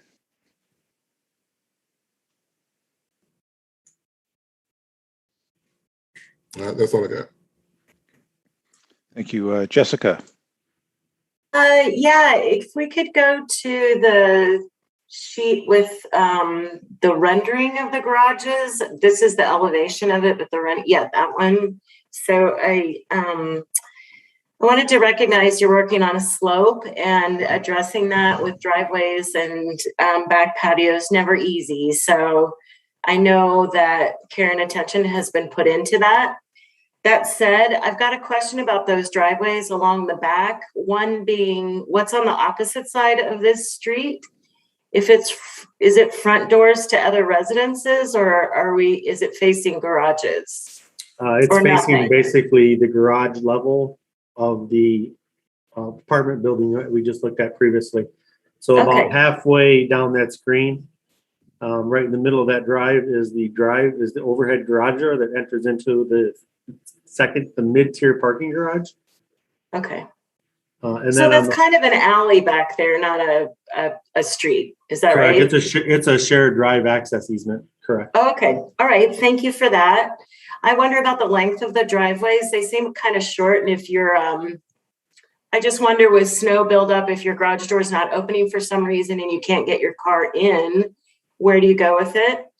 Though it's a tight site, so I recognize you're dealing with a lot. Can we go back to that rendering of the garages, please? So Rafiq was mentioning those green towers, and I actually would maybe debate with him on that because I find those proportions of the taller ones to be more successful than the lower portions. If you are going to have dividers between units, I would recommend maybe thinking about having them be consistent. So you've got one divider here that's in between two lower units, and it's stepped and it's different material.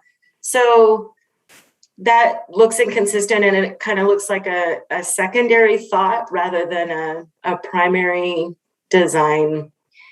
And then on the rear, to have those patios outside is such a lovely idea. Not quite sure just about privacy or where you have dividers versus you don't. I would just maybe suggest reviewing it and making a decision as how you're going to treat that and stick with it, because there's some variety in there that's a little confusing.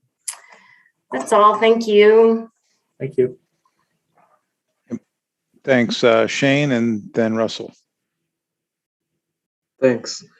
So on this slide, the thing that jumped out to me most was just getting ahead of the landscape plan here. I know there's nothing really in it yet, and it's early, but both elevations, but especially this garage and driveway side, could really use some plant material like trees anchoring the corners and breaking up like the monotony of these garage doors. And like Jessica said, I'll just acknowledge that it's a site with slope.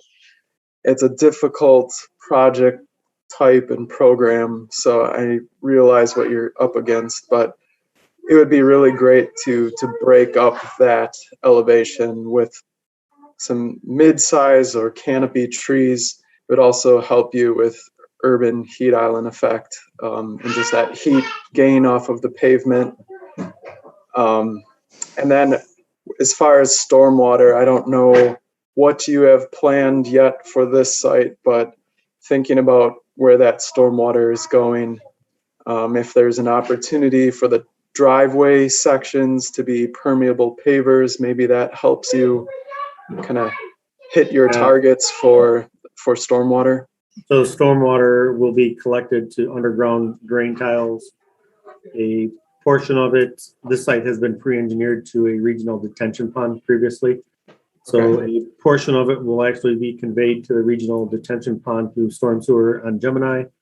And then another portion of it is actually going to go to a pond that is located on the client's property to the west.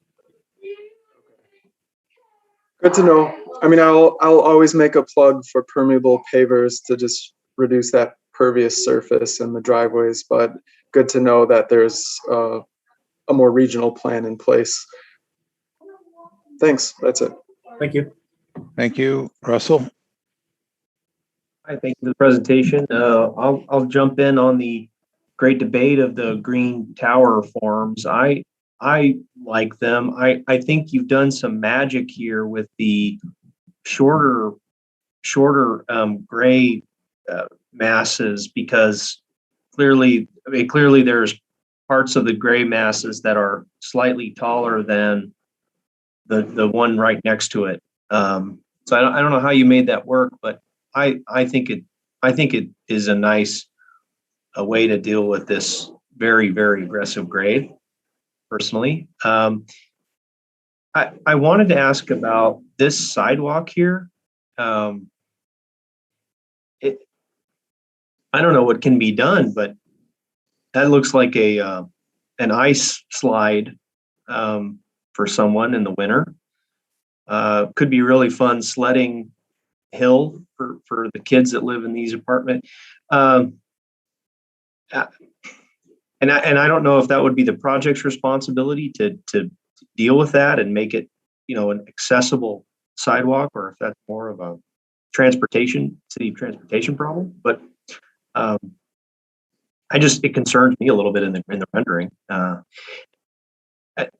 The other question, the thought about kids makes me think too. Have you considered an opportunity to make one or two of these units a 4-bedroom?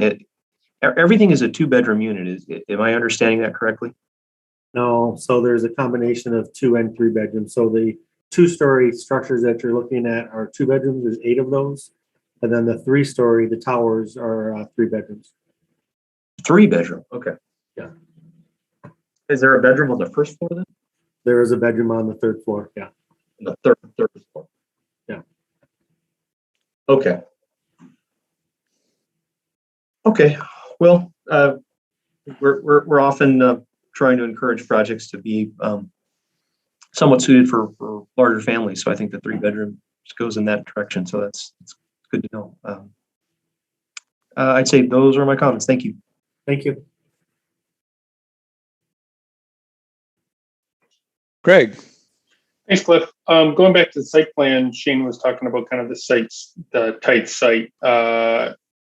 When you have either more cars that can be parked or guests coming in, obviously, then looking in the backside, maybe you can sneak a smart car in there, sitting on the driveway. But just verifying, there's city public parking along Gemini.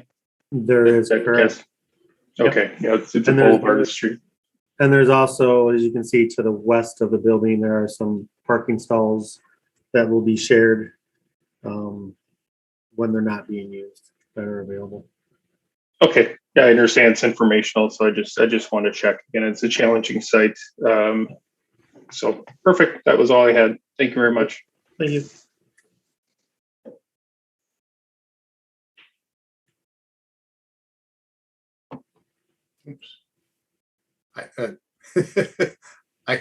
You're muted, Cliff, but I think I can talk. Oh, sorry, Tom, it's all yours. Okay, thank you. I don't know if you can do this technically. Can someone bring back the elevation of the previous project that would be the southernmost elevation of that new apartment building? I'm curious as to how it relates to that garage facade of this one, because they're quite close. They're separated by an alley. And I just wanted to know, I realize there's a garage level to the previous one, but is there basically those units are going to be looking directly into these at a pretty close proximity is my understanding, but I just wanted to confirm that. Sure. Give me 1 second. Let me pull Sure. up. Sorry, Kevin. Sorry. No, it's just fine. I'll pull up we'll start with the sheet that had the different elevations. So I'll have that up in 1 second.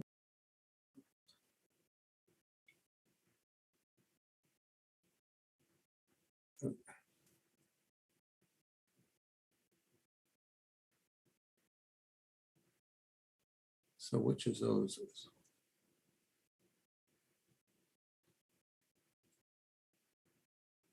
Which So one? elevation C. C would be the southern elevation? Yeah, you can see where the garage door enters into the center tier parking garage. Yep. Yeah. Okay. So to the left of that garage door, there's 3 ground level units. Okay. 2 of the units face the drive access easement. The far left unit actually faces the west. It does. Okay. All right. So actually, okay. So that is the garage level. All right. But otherwise, so at the second, so basically at that patio level, people will be a driveway's width away from that patio. It still will be their view. And how far into that elevation C does this new project go? Up well, actually, all the way up to where the building bumps out. Yeah, up to where the building bumps out. Okay, so it's the whole length of that. It's approximately 24, probably 40 feet between that bump out and the end of the other building. Yeah. Okay, I mean, it feels close. That's all I can say is that the width of that drive or alley is. Yeah, it's a 26-foot drive, 26, 24-foot wide driveway. And there's not a lot of green space on either side. I mean, approximately 10 feet of green space on the west side of that drive and about 15 feet of green space on the east side of that drive. Oh, there is that much. Okay. Well, it just, yeah, I mean, it just feels tight and it's not a great view. And there is a privacy issue. And I think you're aware of that. It just, yeah, there it looks really tight. That's when I look at that. Yeah, so there's exactly, there's 10 feet, like I said, to the left side of that. And then short of that bump out, there's about 15 feet, if not more, to the actual mass of the building. Yeah, yeah. Okay, well, you got to rent them out. So we just, I know it's tight. We fully recognize that it's tight. All right, thank you.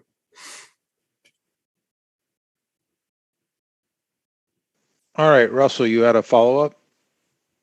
Tom's line of questioning gave me some thoughts. I just wanted to ask the applicant if you could share a little intent on materials of this project, because we had a discussion on that for the last one, and color as well.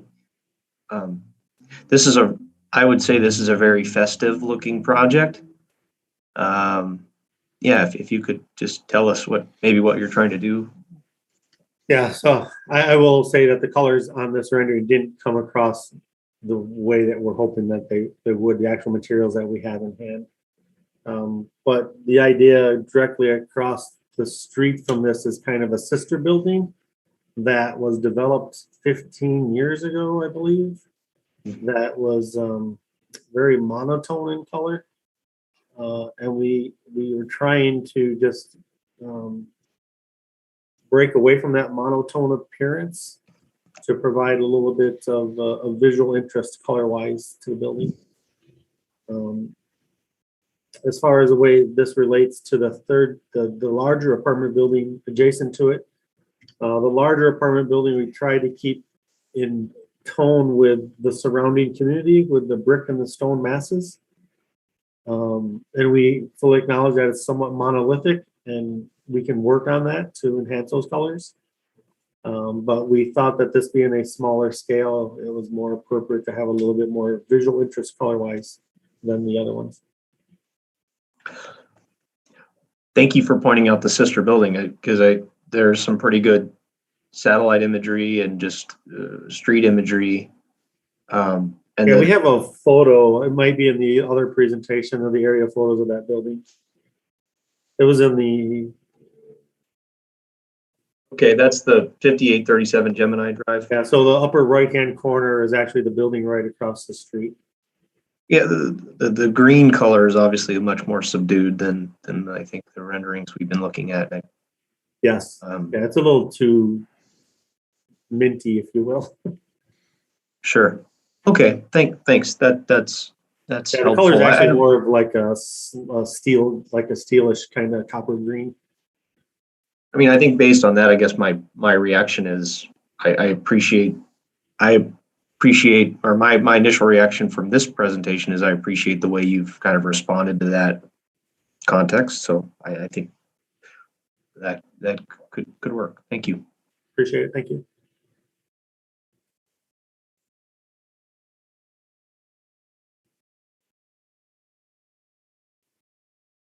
Christian.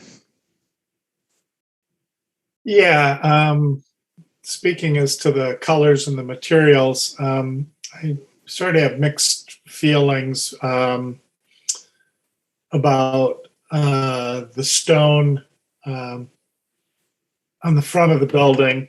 The same thing that Jessica pointed out jumped out to me, where halfway up, let's see, 1, 2, 3, 4, 5, 6, between the 6th and 7th unit from the bottom where that divider is stepped. And I realize that's, responding, right in there, responding partially to the slope of the street, but again, it seems awkward when there isn't one dividing the two-story units uphill and downhill from that. Like I say, I have mixed feelings about that stone. It's a little hard to tell exactly what it would look like. I think it could be just fine. I do not like it on the back. I have concerns that the garage sides of these buildings are really kind of, unattractive compared to the front. And I would think that wherever you have the stone on the back, if that was replaced with the red color that's on the front, that would be a lot nicer side of the building to look at, especially from across the street. So yeah, those short little driveways and the slope and the lack of spacing for available landscaping is sort of problematic, but I guess it's what the site is going to allow. I would really go to great lengths to try to do something interesting on the ends of the buildings where you do have a chance. And hopefully the people will take advantage of these, patios and rooftops to do a lot of nice container planting, because from a standpoint of landscaping, there just isn't much space for it, and that's kind of sad.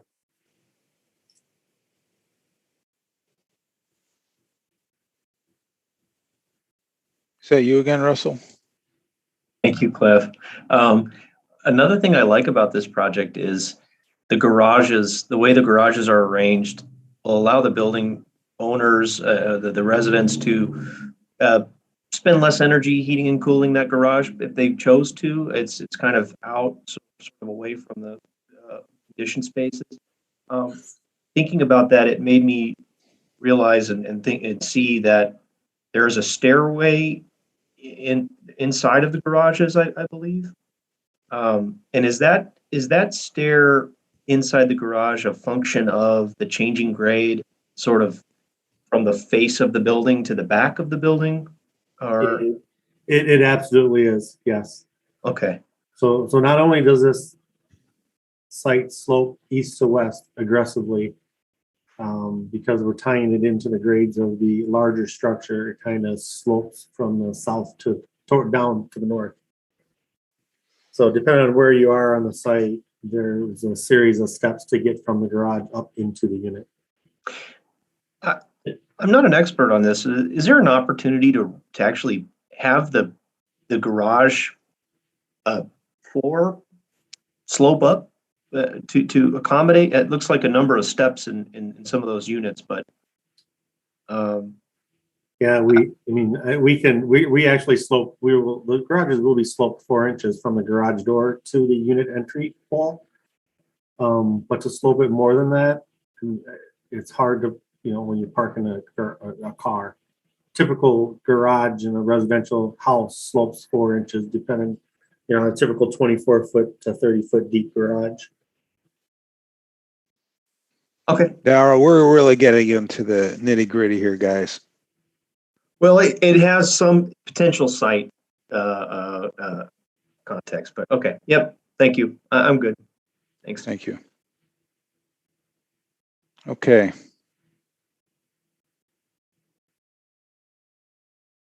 Any questions about the bathroom mirrors or where the color of the range is going to be, anything like that before we move on?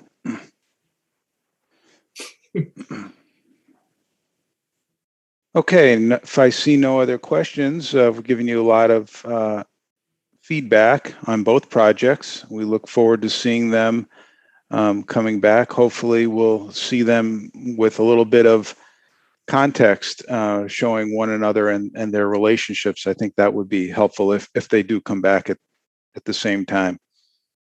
Thank you for your presentation. That brings us to then item number 7. And Craig, I will pass the gavel on to you and join you back here on number 8. All right, thanks, Cliff. Kevin, do you want to do an introduction for the team for this project and who's presenting? Sure, I think Julie's got the registrations and I've got Julie, the slide ready to go. We've got Brian Munson and Christopher Boyce who would like to speak, and registered available to answer questions. We have Brian Bernstein and Scott Anderson. All right. Brian, if you want to start out and try to keep on the 3 minutes timeline, if you could. 3 minutes it is. Good evening, Brian Munson with Vanderwall Associates here on behalf of the full team. So as you heard, we've both got Chris Boyce from WS EUA. Cliff, we appreciate all your work, but won't be joining us tonight. Realm Collaborative and then Snyder Associates to talk about the next iteration of the ongoing redevelopment of the Hilldale Mall. If you go to the next slide, please. So as you can see, we've got a fairly large site that has grown over the years numerous times. What we're looking at is the southern portion of the overall shopping center and really involving the redevelopment of the BMO Harris site. So south of Heather Crest, west of Price Place, out to Seago and Vernon. Next slide, please. You can see this is what we're referring to as phase 3, and that's really phase 3 of WS's initiatives. Of course, going back to that first slide, you can see from 1966, things have changed a lot. Really, the goal here is to extend and create additional open spaces, extend the walking district, and redevelop what is a really suburban model for the BMO Harris site into an active urban environment. Next slide, please. Here are just some examples. Of course, Hilldale on the right, but some additional photos from some of WS's developments across the country. And really the theme that you see in all of these and what's being carried out in this project is developing active spaces that people want to be in support of retail, rather than retail trying to drive the only reason you'd be here. We want to have really some unique opportunities for people to gather, enjoy outdoor activities, have concerts, potentially skating, a whole range of different uses within this space that will activate the southern edge of the shopping center and create new destinations on the near west side. Next slide. Again, some additional images showing just the scale of spaces from streetscapes to gathering spaces that we're trying to create within the project. Next slide. So here you can see in 3 dimensions, really kind of the 2-part project that we're beginning to work on. In the foreground is the former AMC site, and we are anticipating proposing that portion of this project as a minor amendment to the existing general development plan. So you can see in the renderings, there's much more detail on these facades. And the goal of that renovation is to open that building up. Right now, there's a really long blank facade along Heather Crest. You'll see that in a few seconds. And the goal is to really create that as a walking street with individual storefronts fronting out onto the streetscape and really enhancing the environment that we're creating on the BMO Harris site. On the BMO Harris site, you can see a range of different approaches. All the way to the south, where Kevin has this cursor right now, is a residential building that will front out to Price Place and Vernon with their primary access. We then have some parking stalls to serve circulation and parking for the entire project. The center component of the project is a multi-story mixed-use building. And currently we're exploring the opportunity for hotel uses as our primary goal, but then potentially also preserving in the general development plan the opportunity for either residential or office uses in that upper building. Spanning the balance of the site is a mixed residential building that jumps from 1 to 2 stories and frames a new signature open space located along Heather Crest. So really having a great gathering space for people to come and enjoy activities or to shop and visit the entire center. If you can go to the next slide. Here you can see, looking from the other direction, how the hotel lobby steps down to Price Place. There's a walkthrough in the building, really trying to open up spaces between the buildings, open up pathways throughout the project so that you have walking areas that extend to every corner of the site. Just as a general note, we've taken the parking that's currently on site of about 284 stalls and we're dropping that down to 210. So a reduction in overall parking at this time when we're bringing significant new square footage in here. And that's really a nod to a goal of having a multimodal site, utilizing the parking that's on site already, the parking ramps that were part of the earlier phases, as well as the parking that's part of future phases to the west of Macy's, really utilizing the parking we have efficiently and bring new destinations within the project. So with that, I will turn it over to Chris to walk through some of the site experiences that they're trying to create. Great, thanks, Brian. This is Chris Boyce with WS Development. I think, as usual, Brian has explained the intent and goals of this next phase of growth at Hilldale very well. You go to the next slide, Kevin. I think that what I want to do is just dig in a little bit to our site plan and the proposed uses. So we'll spend a minute on this illustrative site plan before we walk through some perspective renderings that maybe can explain the experience that we hope to create a little bit better. I did want to just reiterate, and as Brian kind of mentioned briefly, we're a long-term holder, long-term owner and manager of Hilldale. As the board is likely aware, we've kind of methodically worked through phase 1 and phase 2 in a time frame that we could assure that these were executed well and successful. We've understood from some staff comments in the recent memo that a desire for maybe a more comprehensive site-wide master plan. But we really wanted to focus on this development plan that we're going to walk through today. Really outlines a plan that we feel confident that we can execute successfully within land that we fully control, but it's by no means the end of growth. It's just what we know we can do today. The focus of this expansion to the south really is to extend the pedestrian experience along Price Place. The goal of that extension is through connected green spaces and plazas, as Brian kind of alluded to, also opening the AMC facades, both on Price Place and on Heathercrest Extension, create really a retail environment that's aligned with storefronts. So to dig in a little bit, the development plan shows about 70 to 80,000 square feet of retail. This retail environment exists on 2 levels. So building 400 and building 300, both are multi-level retail environments. It repurposes the AMC space, which is a double height space. They really want to explore that south wall of AMC will be open to face this new plaza space, located above buildings 200 and 300 and spanning between these podiums, is what we're calling today to be our mixed-use program. So Brian alluded to the hotel. The hotel is really our desire. It's a boutique hotel, 90 keys. Again, we feel really right-sized and right-scaled for the neighborhood. But we always want to keep an eye on the market as things change and as deals may arise. So for the GDP phase, we'd like to keep the flexibility open that this could be residential above retail or potentially office above retail. Brian kind of walked you through the primary entrances to this space. Regardless of program use, the primary entrances we feel are at that southeastern corner near Price Place. The residential building, we did want to point out and address a little bit that it's 5 levels of residential over parking. The parking is kind of using the topography along Vernon Boulevard with a higher elevation on Seago than Price Place to bury the parking into the hillside.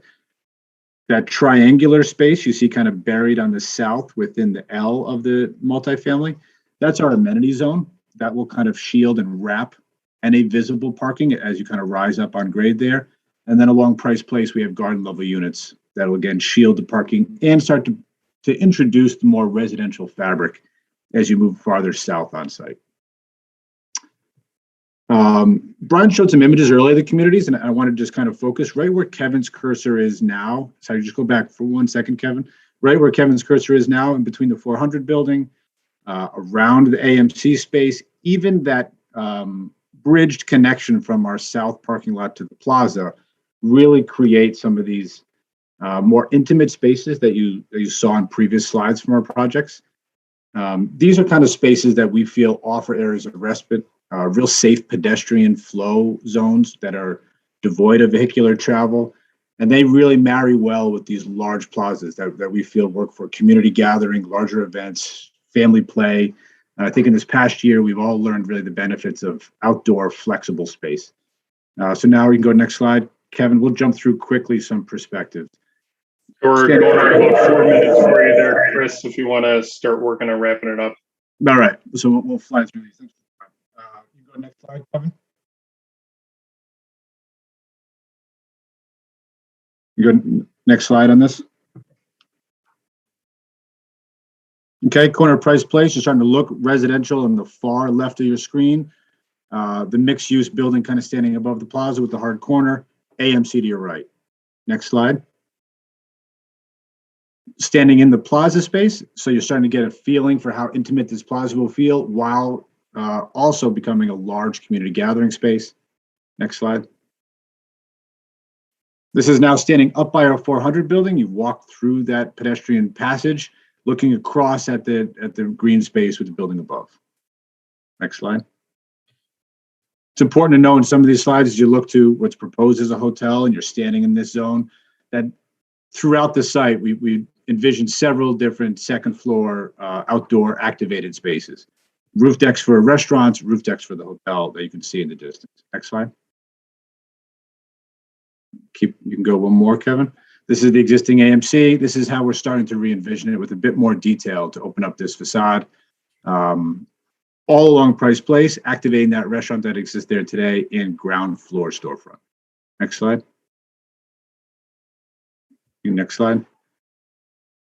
Now you're seeing that intimate space that I was just describing between the 400 building and the AMC building for really kind of open pedestrian travel, respite, benches, chairs, gathering space for the community of a different scale. Next slide. Next slide. This is what's proposed is the hotel drop-off, main atrium moment with the residential to your left, south parking lot framed and buffered from the street in between these two buildings. Next slide. Next slide. This corner of Vernon and Price Place. You can see the residential activity kind of coming down from the corner now with the amenity space sitting to your left just between those three trees, kind of shielding the parking. Next slide. Next slide. This will be the last image. So you can wrap up. This is standing on the corner of Seago, the end of Vernon Street, looking down Seago to the north. And you can see how the buildings kind of marry in scale with the residential amenity lobby on the near right, hotel beyond, and residential in the existing Hilldale kind of extending to the left. Next slide. And then this just brings us back to some aerials that we can sit on, and we'll pass it to questions that the board may have. All right, thanks, Chris. So as just a reminder, this was informational pre-design conference. So any questions, comments from the commission?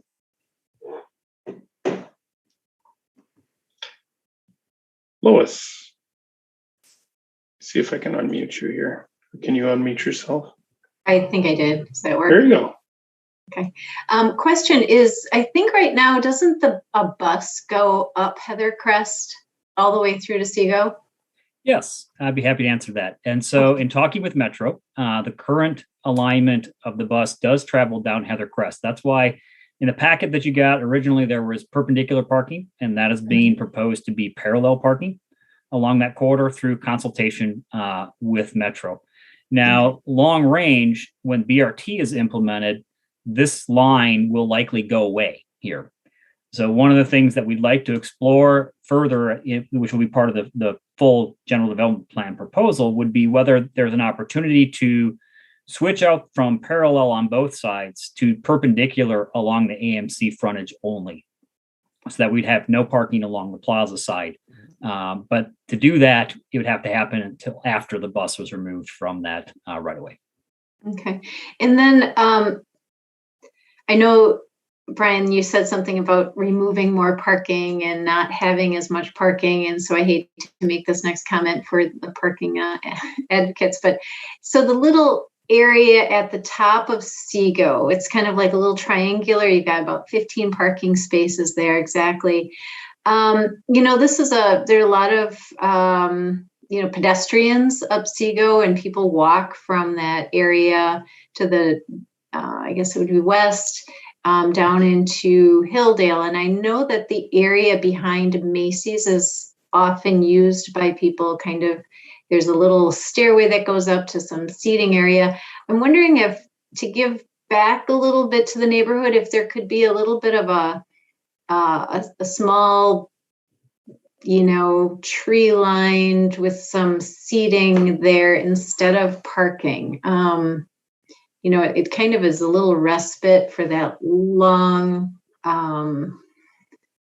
stretch of Seago. Or if there's any opportunity to have any kind of little, maybe even the other little green space that you have to the south of the parking, to kind of just have of the triangular space, just to give a little bit back to the residents that live just west of that. Yeah, that's something we can look at. Just to explain that frontage, a couple of things are going on there. And one is there's a significant grade change from Seago down to that parking area that exists today. And so this doesn't illustrate the final configuration exactly yet, because that's something we're exploring as to how to design that area and landscape it well. We show potentially a crosswalk kind of to the south of the 300 building, going across towards Seago, and one of the things actually further south on the site to the left of the site, right there. Yep. So we're exploring other opportunities to get some pedestrian connections that can either go through there or come across as well. So that's an area we've got to do a lot more studying on, is how to make that grade transition work and have it be a net positive. So developing landscaping for it and connections for pedestrians. So that's something we can look at. All right, thank you. That's it. All right, Jessica.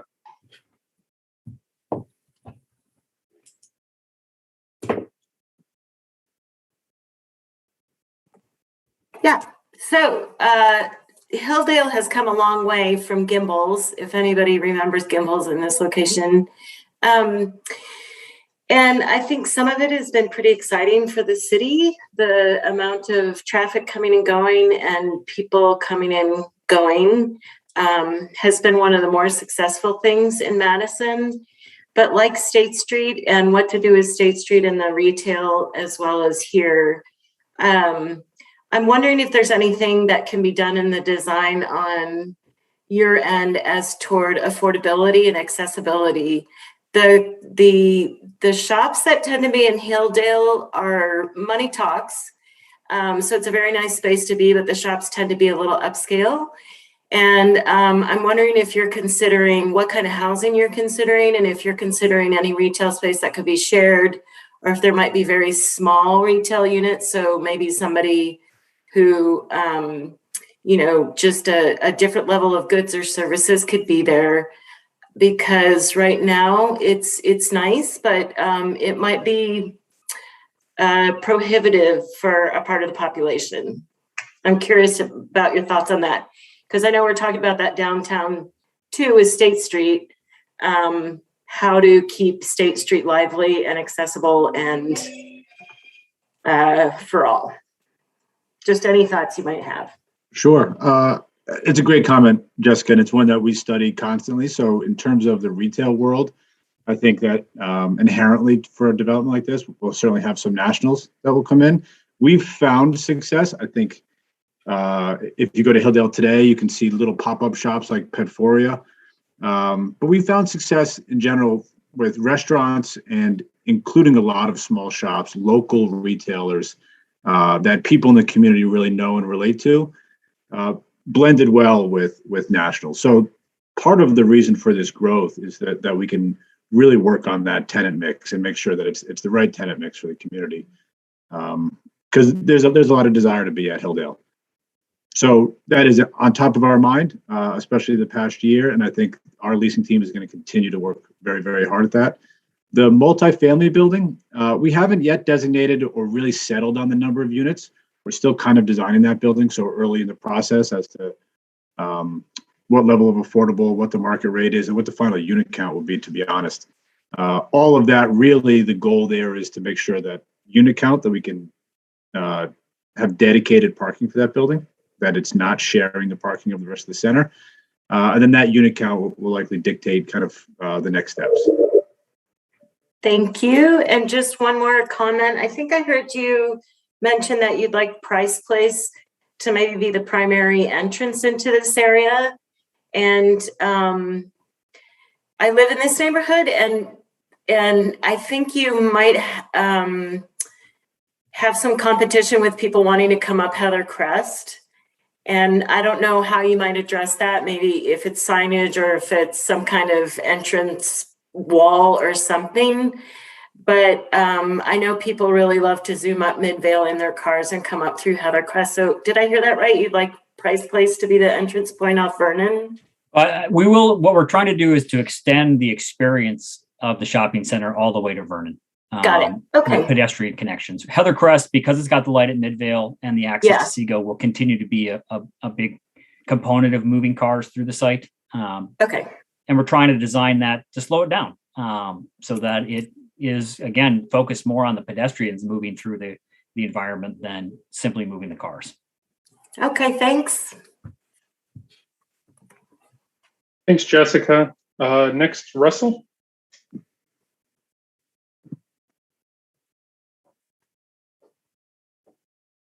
There we go. All right. Thank you for the presentation. Exciting project. Nice presentation. So I'll express some things I like. I appreciate the change in the brick materials at the plaza to really kind of empower the pedestrians there to kind of take over that street. I think that's partially your intention to make that a really free-flowing crossing there if possible. I think it's a huge win that you're reducing parking on the site. That's also encouraging.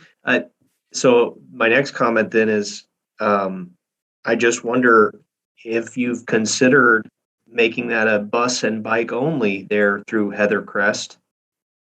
Obviously you do have some parking that's in there, but is that cross connection there for vehicular traffic really important to you? And can it not be achieved through the other arteries? It's a great question. It is important to us. I think it is also something that, like everything else that we've done on site and at a lot of our properties, we'll continue to study and monitor vehicular traffic. One of the reasons, and you picked up on it astutely, that we've studied this plaza and we're showing diagrammatically this plaza kind of expanding across the street is we've seen the benefit, I think, in the city and in a lot of cities of the streetery program that Madison deployed. The goal here is to allow that certain times of year or for certain events or markets that street, that Heather Crest extension would be shut down, and we could maybe really make that a really pedestrian-centric environment. That won't be all the time. That'll be very limited and focused towards the events that may happen there. So as long as the bus is running, we feel that cars will naturally follow, and it's just safer to have that maintain some type of pedestrian traffic, that people can get to that parking in the west lot or our south lot nestled between the multifamily and our retail. But it's certainly something that I think we would monitor over time. And if we saw that it was confusing or not beneficial, be back for some modifications. Thank you. Some other comments then. I like what I guess I might call, or I assume, a little hard to tell from the presentation material, but there's a bridge cut through to the plaza. Is that correct? That is correct. Yeah, I like that. I think it gives pedestrians yet another way to get to that plaza, which clearly is a really nice area and should be celebrated there. So I think that's a nice touch. I think we're all probably looking forward to some more definition of the buildings, at some point. But I do understand the theater repurpose is we're going to be asked, I believe, to review that as part of an early phase of this project. So just. Oh, was there a comment there? I'm open to a comment. If I could just clarify. So the way that most of the facade amendments within Hilldale have worked over the years is there was a common framework assembled and approved, and then individual storefronts would come through on a kind of case by case basis and would be typically done administratively. In this case, we're taking what is entirely a blank facade and recreating a storefront expression. So we'd welcome any comments you have on kind of the overall concept of how the building is going, but not sure at this stage whether it would come back, that portion of it would come back to UDC or not. Certainly the balance of the site. So all this would be set up as a general development plan, and then a future specific implementation plan would be submitted for all the buildings that don't show the detail. Those will definitely all come back, as well as the open space and streetscapes. Okay, thank you. I would just offer some comments since we opened the topic. Are you proposing to preserve and reuse some of the existing brick facade on this particular rendering, or is this would be pretty much fully rebuilt facade? The thought in this study, Russell, is that the south wall of the building, which you're looking at here, would be removed in its entirety. It's a masonry bearing wall for the theater right now. Very hard to punch openings in that. Sure. So the brick color would change. The actual brick we'd use would change. That would be rebuilt. The clerestory is proposed because it is such a tall space. We want to make sure that proportions feel right between glazing, metal, but we want to keep the fabric of the brick. That new brick color, which is still kind of evolving, would wrap the corner here on the west edge. The eastern corner of the site, because there's a lot of different materiality at the moment, we'd be kind of wrapping that corner with more glazing, opening the building up, and metal panel. Okay. I like the aesthetics of the canopy. I just would, I guess, mention that preference. But I'm not sure what they're doing for you functionally from a solar reduction perspective. If that's really their intent from a function, I'd recommend trying to extend them maybe a little bit further to give pedestrians some rain cover. They look a little shallow to do much for that potentially, but otherwise, I like the look. I believe, yep, those are my comments. Thank you. Thanks, Russell. Shane, I think you're up next. Thanks. So yeah, just want to commend you on the continual reinvestment in the property. It's been really great to witness that over the last decade or so, or further.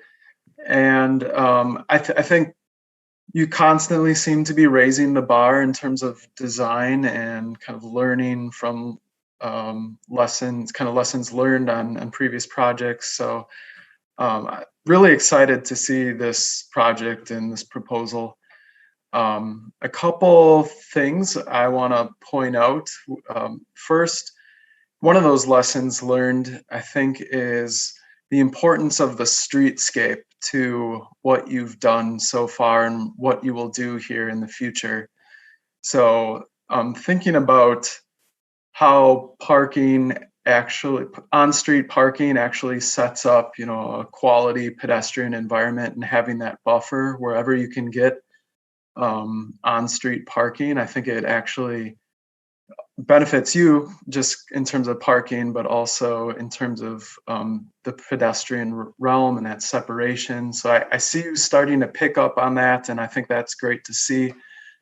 Another lesson learned, I think, from previous projects are the street trees and just tree plantings in general.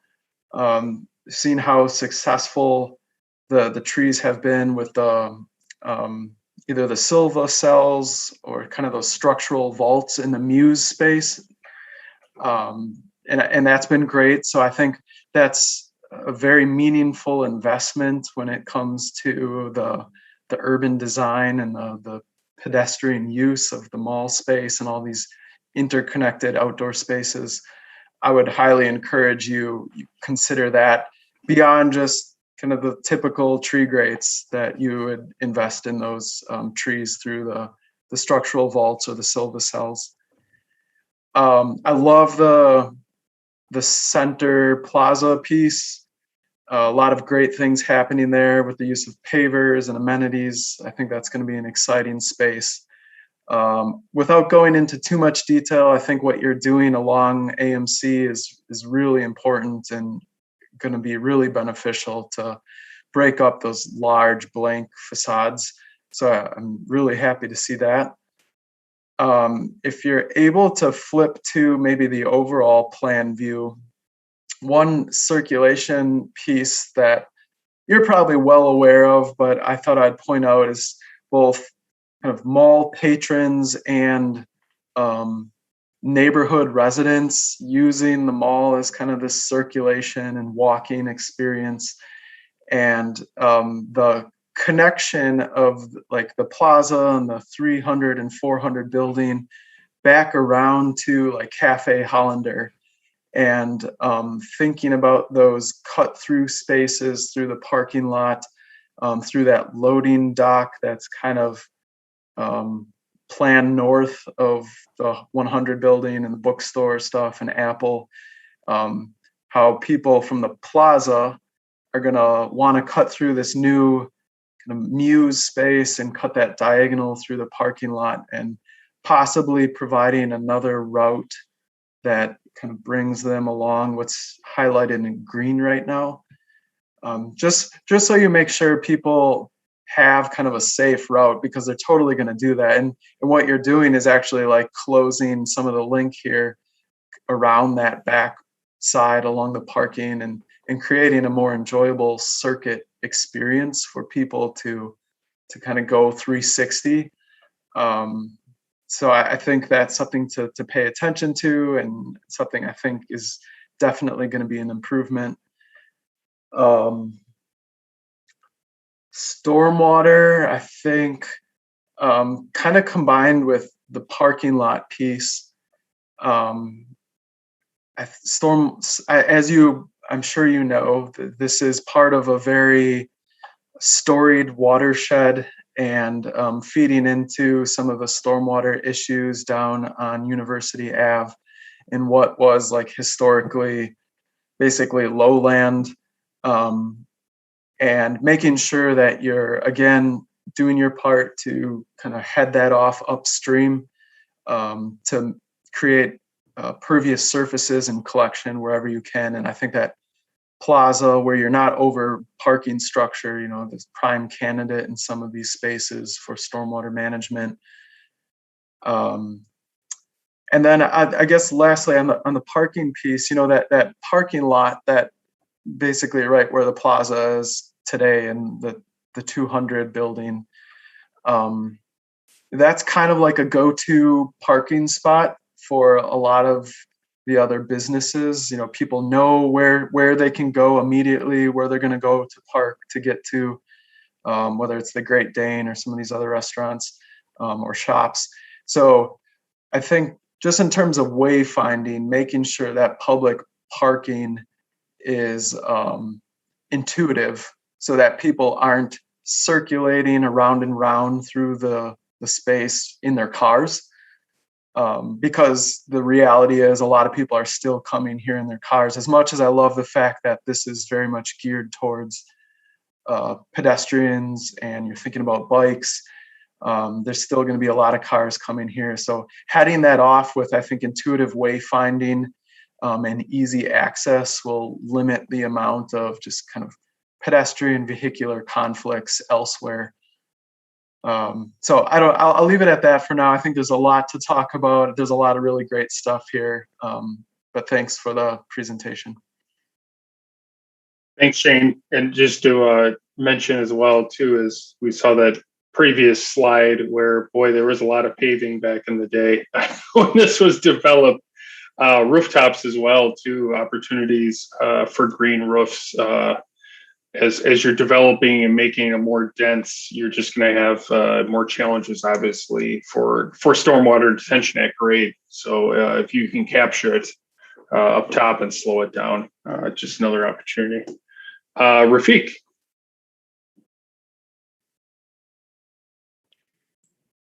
Yeah, I like everything that I've seen.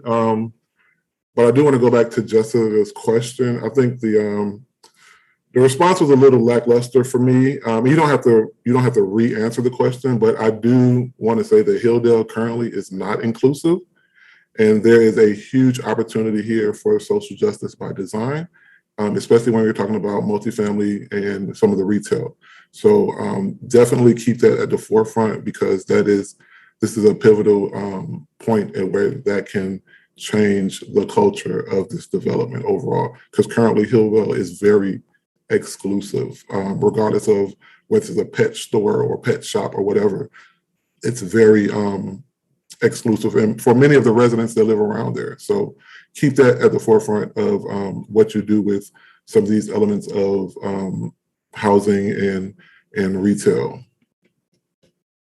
That's all I got. All right, thank you very much, Rafiq. Russell, I see you raise your hand again. Yep, thanks, Greg. I wanted to correct something I said earlier, though it may not matter. The shades at the AMC facade, those I was turned around earlier when I said that those don't have much of an impact from a solar reduction perspective. They actually do look like they would be quite effective at that. So I just wanted to correct that statement. Thanks. Okay, thank you.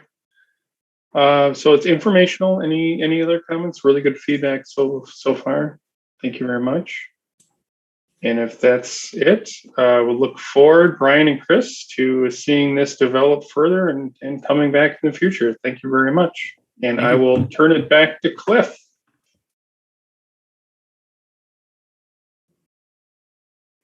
Thanks, Craig. Let me turn my video back on here. There we go. Okay, number 8. East Washington Avenue, Youth Arts. Youth Symphony. The development team speaking includes Tim Crum, Drew Martin, and Bridget Fraser.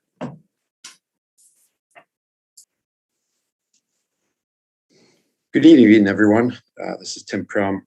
As many of you may know, and actually, can you go to slide 2 if you don't mind? Next slide. Thank you. As many of you may know, Wisconsin Youth Symphony Orchestra, or WYSO, has been working out of UW's Humanity Building and are now looking for a new home. During pre-design phase, which started back in May, we established design strategy goals, including the guiding principles shown on the screen. So first, we have the music destination for young people of diverse backgrounds. Also, we're looking to create an acoustically excellent space, as well as a space of belonging that encouraged learning and collaboration. Additionally, a gathering space for students and families that's active celebration of creativity and a connection to the community. Next slide. Program-wise, we're looking at about 40,000 square feet. Spaces, we include studios or classrooms, as well as rehearsal spaces, performance viewing areas, back-of-house spaces, as well as a drop-off zone. Program, we're looking at 5 orchestras, chamber programs, percussion, brass, and harp ensemble, as well as a music makers program. Staff-wise, it would be 8 full-time administrative staff, 9 artistic staff, which includes 8 part-time, and 11 part-time music maker staff. Next slide. Next. So the site that we're looking at is under contract, is 1128, 1138 East Washington Avenue. Currently located there is the Avenue Club Bar. To the southwest, we have the Jiffy Lube. To the north, we have residential along Curtis Court. And to the northeast, we have the jewelry store. And then to the south, we have Madison Metro Transit System. Between the two lots that we have, 1128 and 1138, is 1134 and 1136 East Wash, where the budget car rental is located. Next slide. And here's just an aerial. The red dot just shows the current Avenue Bar location. Next slide. So currently, this is just a large aerial, really showing the proximity to the nearby art venues, all within a few blocks from one another. So we have the Madison Youth Arts Center, the Sylvie Center. Behind the Sylvie Center is the Art and Lit Lab, as well as Bree Stevens, all within this East Washington corridor. Next slide. Here are just some photos along Curtis Court, as well as along East Washington Avenue. Next slide. And then just a survey, again, just showing that 1128 and 1138 lot site, which are our lots, and as well as 1134 and 1136, with the car rental in between. Next slide. What we have here is showing allowable buildable area on the two different lots. We are allowed to build up to 39 feet. It's also starting to show the setback requirements along East Washington with the 15-foot as well as side yard setbacks. And then currently we are showing 20 feet on the back side, but based on the UDC staff report comments, did indicate along Curtis Court that we should be considering as a front yard. So we'll be looking at a 15-foot minimum maximum setback there. Next slide. And I will turn it over to Drew. Thanks, Tim. And next slide, please.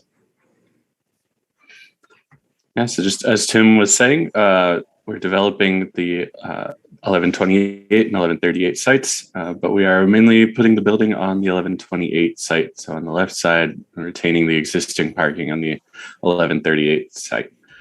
We are proposing a drop-off lane, which would run one way from Curtis Court to East Washington based on input from city staff.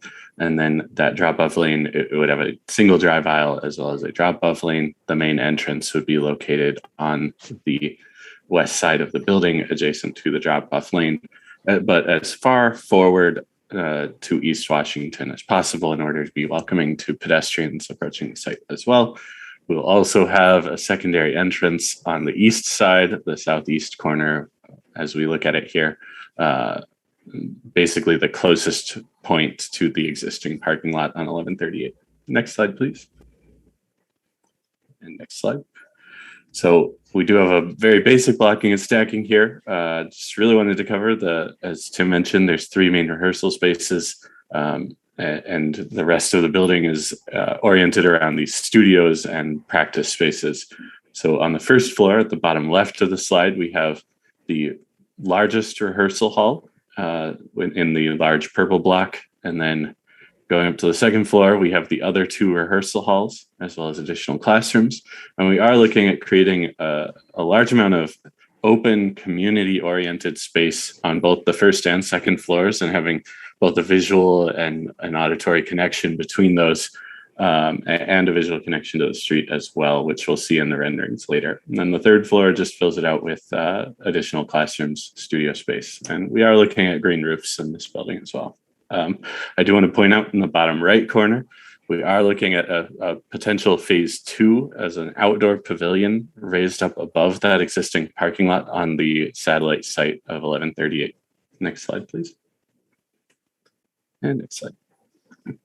So I don't want to spend too much time on it, but our concept is driven by 2 big ideas, which the first of which is music and musical instruments, borrowing from the materiality, the detailing, and the curves of musical instruments, especially those string instruments and the natural variation in wood, as well as the elegant curves of those forms, but also different metals and intricate detailing of all the pieces as those go together. Next slide, please. And building on the idea of musical instruments is the idea of tension. Tension is the force that drives a lot of sound in music, and tension is a force that drives a lot of structure within buildings as well. So exposing those tension elements throughout the building. Next slide, please.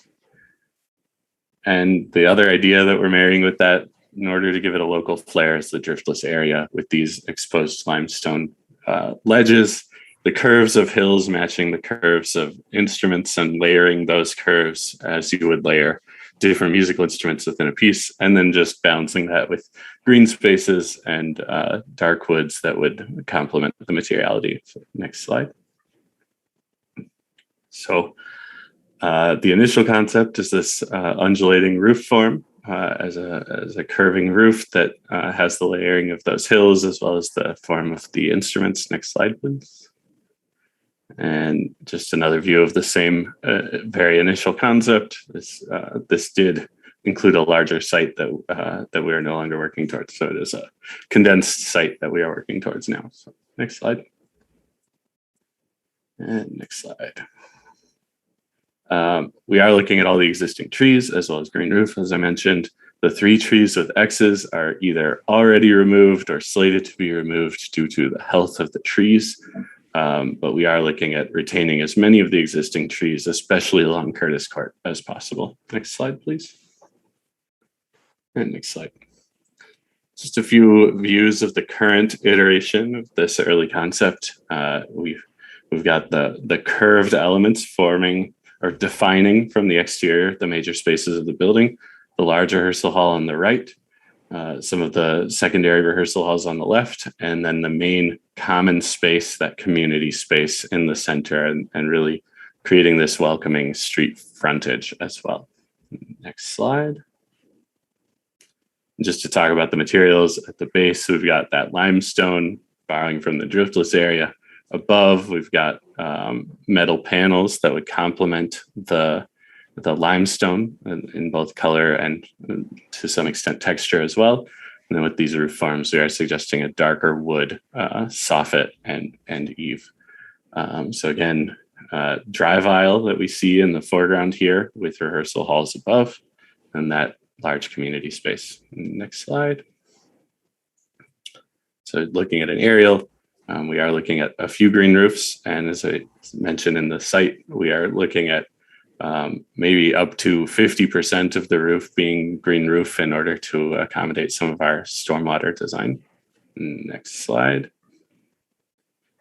And also beginning to look at the north side, the Curtis Court side of the building as well. We've created this in the center, an outdoor patio on top of the first floor. So it is the second and third floors are open for this outdoor patio with a trellis mimicking those curved forms of the rest of the roofs, and some of those roof forms coming all the way through to help define that shape of the building for both the front and back of the building, and showing those existing trees as well. Next slide. Just another view of that, now looking to the east from the north side of the building. Next slide. Might be it. We can touch on the floor plans. I suspect I'm running out of time, so we don't need to get too much into the floor plans, but I will point out just in the center here, that is the common space. I think this illustrates it better than those blocking and stacking diagrams did, of creating that common space. And if you go to the next slide, you can see how it continues onto the second floor as well. Well, that's weird. There you go. So that common space continuing onto the second floor and actually running all the way through north-south and flowing out onto that outdoor patio on the second floor too. Okay, thank you. Everything. Yep, thanks.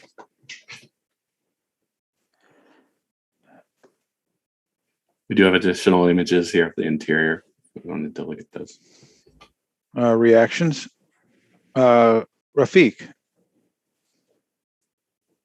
Yeah,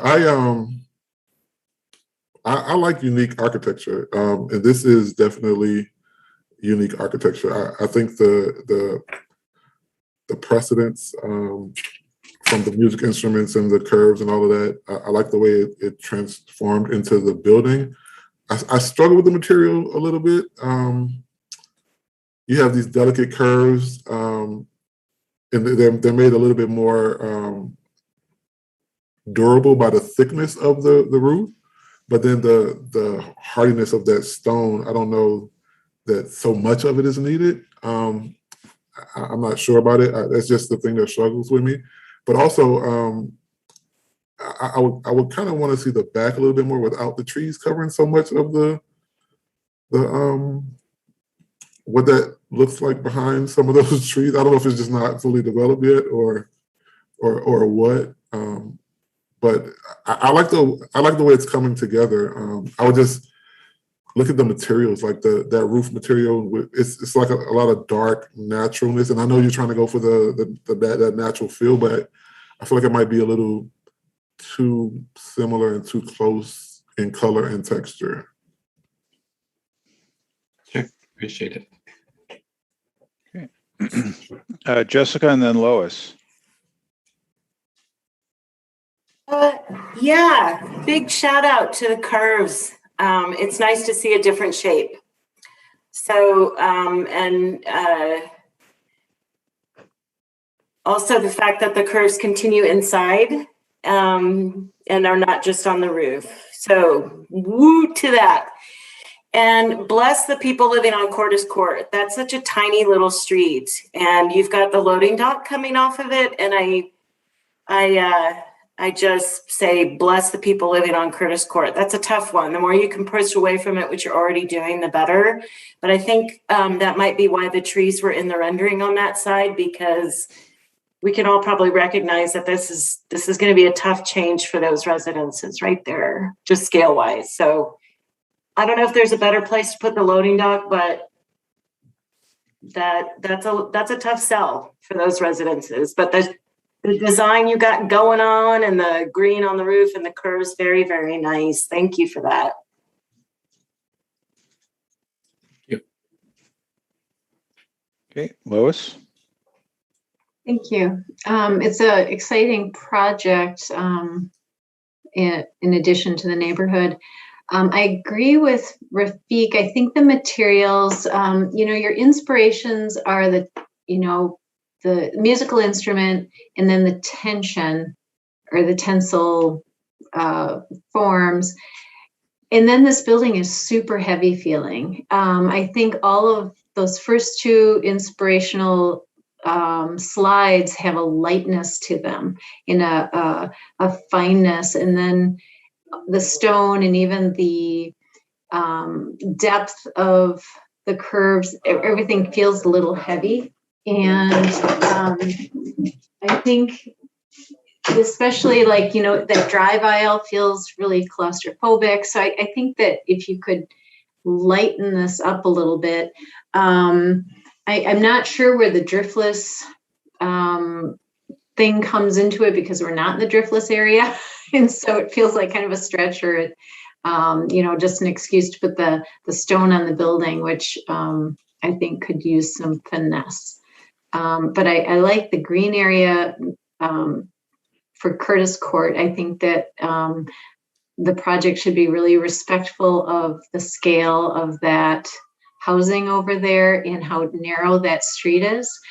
And then lastly, I think because there's this gap between the parking and then this building, I want to see some nice pedestrian access. I know you can't go through that site, but even on the Curtis Court site, a sidewalk, or because people will be parking all over, and it'd be nice to see how folks are getting from that parking spot or that other parking lot to the building. Sure. Thanks. Okay, let's see who's next. Rafiq and then Craig. Yeah, one quick comment. I think that when you look at the Wisconsin Youth Symphony Orchestras, even the logo, it's light and it's airy, and music notes, when you see them, they tend to float away. So there is a heaviness to this, but the heaviness also takes away from the youth aspect. When you look at the building that they just built behind the Lyric, which is the performing arts, it's colorful and playful. When you look at children's hospitals, and whenever there's a youth building, it seems to be a lot more colorful and a lot more playful and light. This is very heavy and sophisticated. So I think if you just look at some of those materials and some of the heaviness of some of the thicknesses of some of those curves, I think it'll be a lot more successful. And don't be afraid to put some color in there, because when you have those youth-centered projects, that's one aspect or one element of them that kind of brings or draws the youth into them. But like I said, I like where we are so far. Sure, absolutely. Thanks. Craig and then Shane. Yeah, agree with a lot of the comments thus far. One of the items I saw in your inspiration when you talked about tension, but I wasn't sure. Are you looking at using cable truss systems or other tension cable systems, either they're in the wall to try to reduce the mullion sizes, and pull that in, or even on the roof trusses, et cetera, where you're trying to, thin out some of the structure and make some of that visible? Yeah, absolutely. It's still pretty early on, but I'm thinking even with some of these curved forms, bowstring trusses with that exposed tension element, additionally the curtain wall systems, and reinforcing those in order to get those sizes down, just like you said.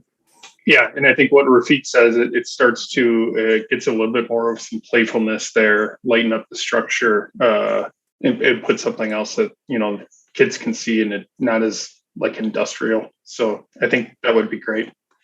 Okay, thank you very much. Thanks, Shane. Thanks.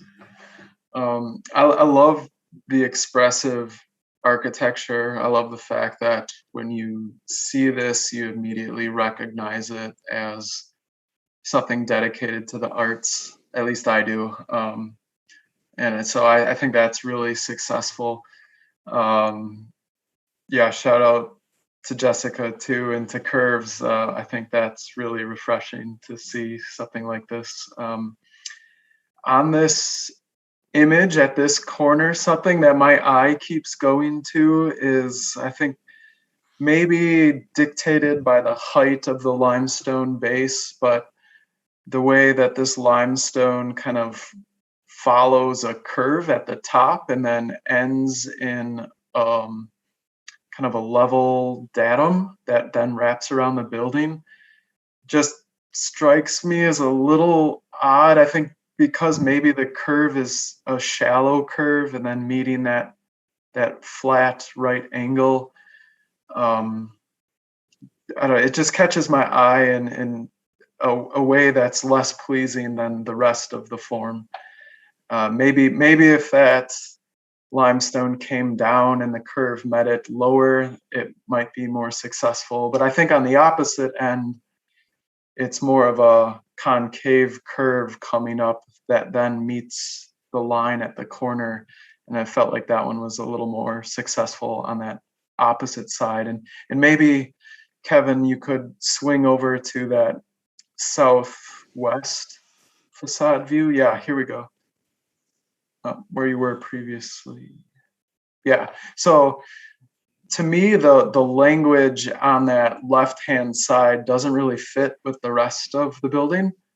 I think there could be a cool opportunity, like with the upper roof form, to take that lower, what looks kind of like a corteni material, that lower sweep, and then pull that in a horizontal, maybe more across that facade that's on the left, and getting rid of some of these like angles that don't seem to really relate to the other parts of the building.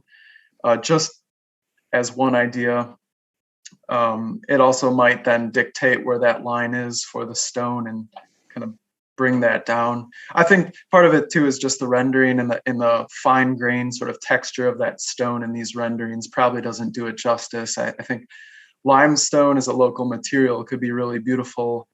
There'll be some things with like detailing you want to pay attention to where the limestone meets the ground, and specifically what type of stone it is, because it doesn't always do so well where it's down by salt and water with efflorescence at the base.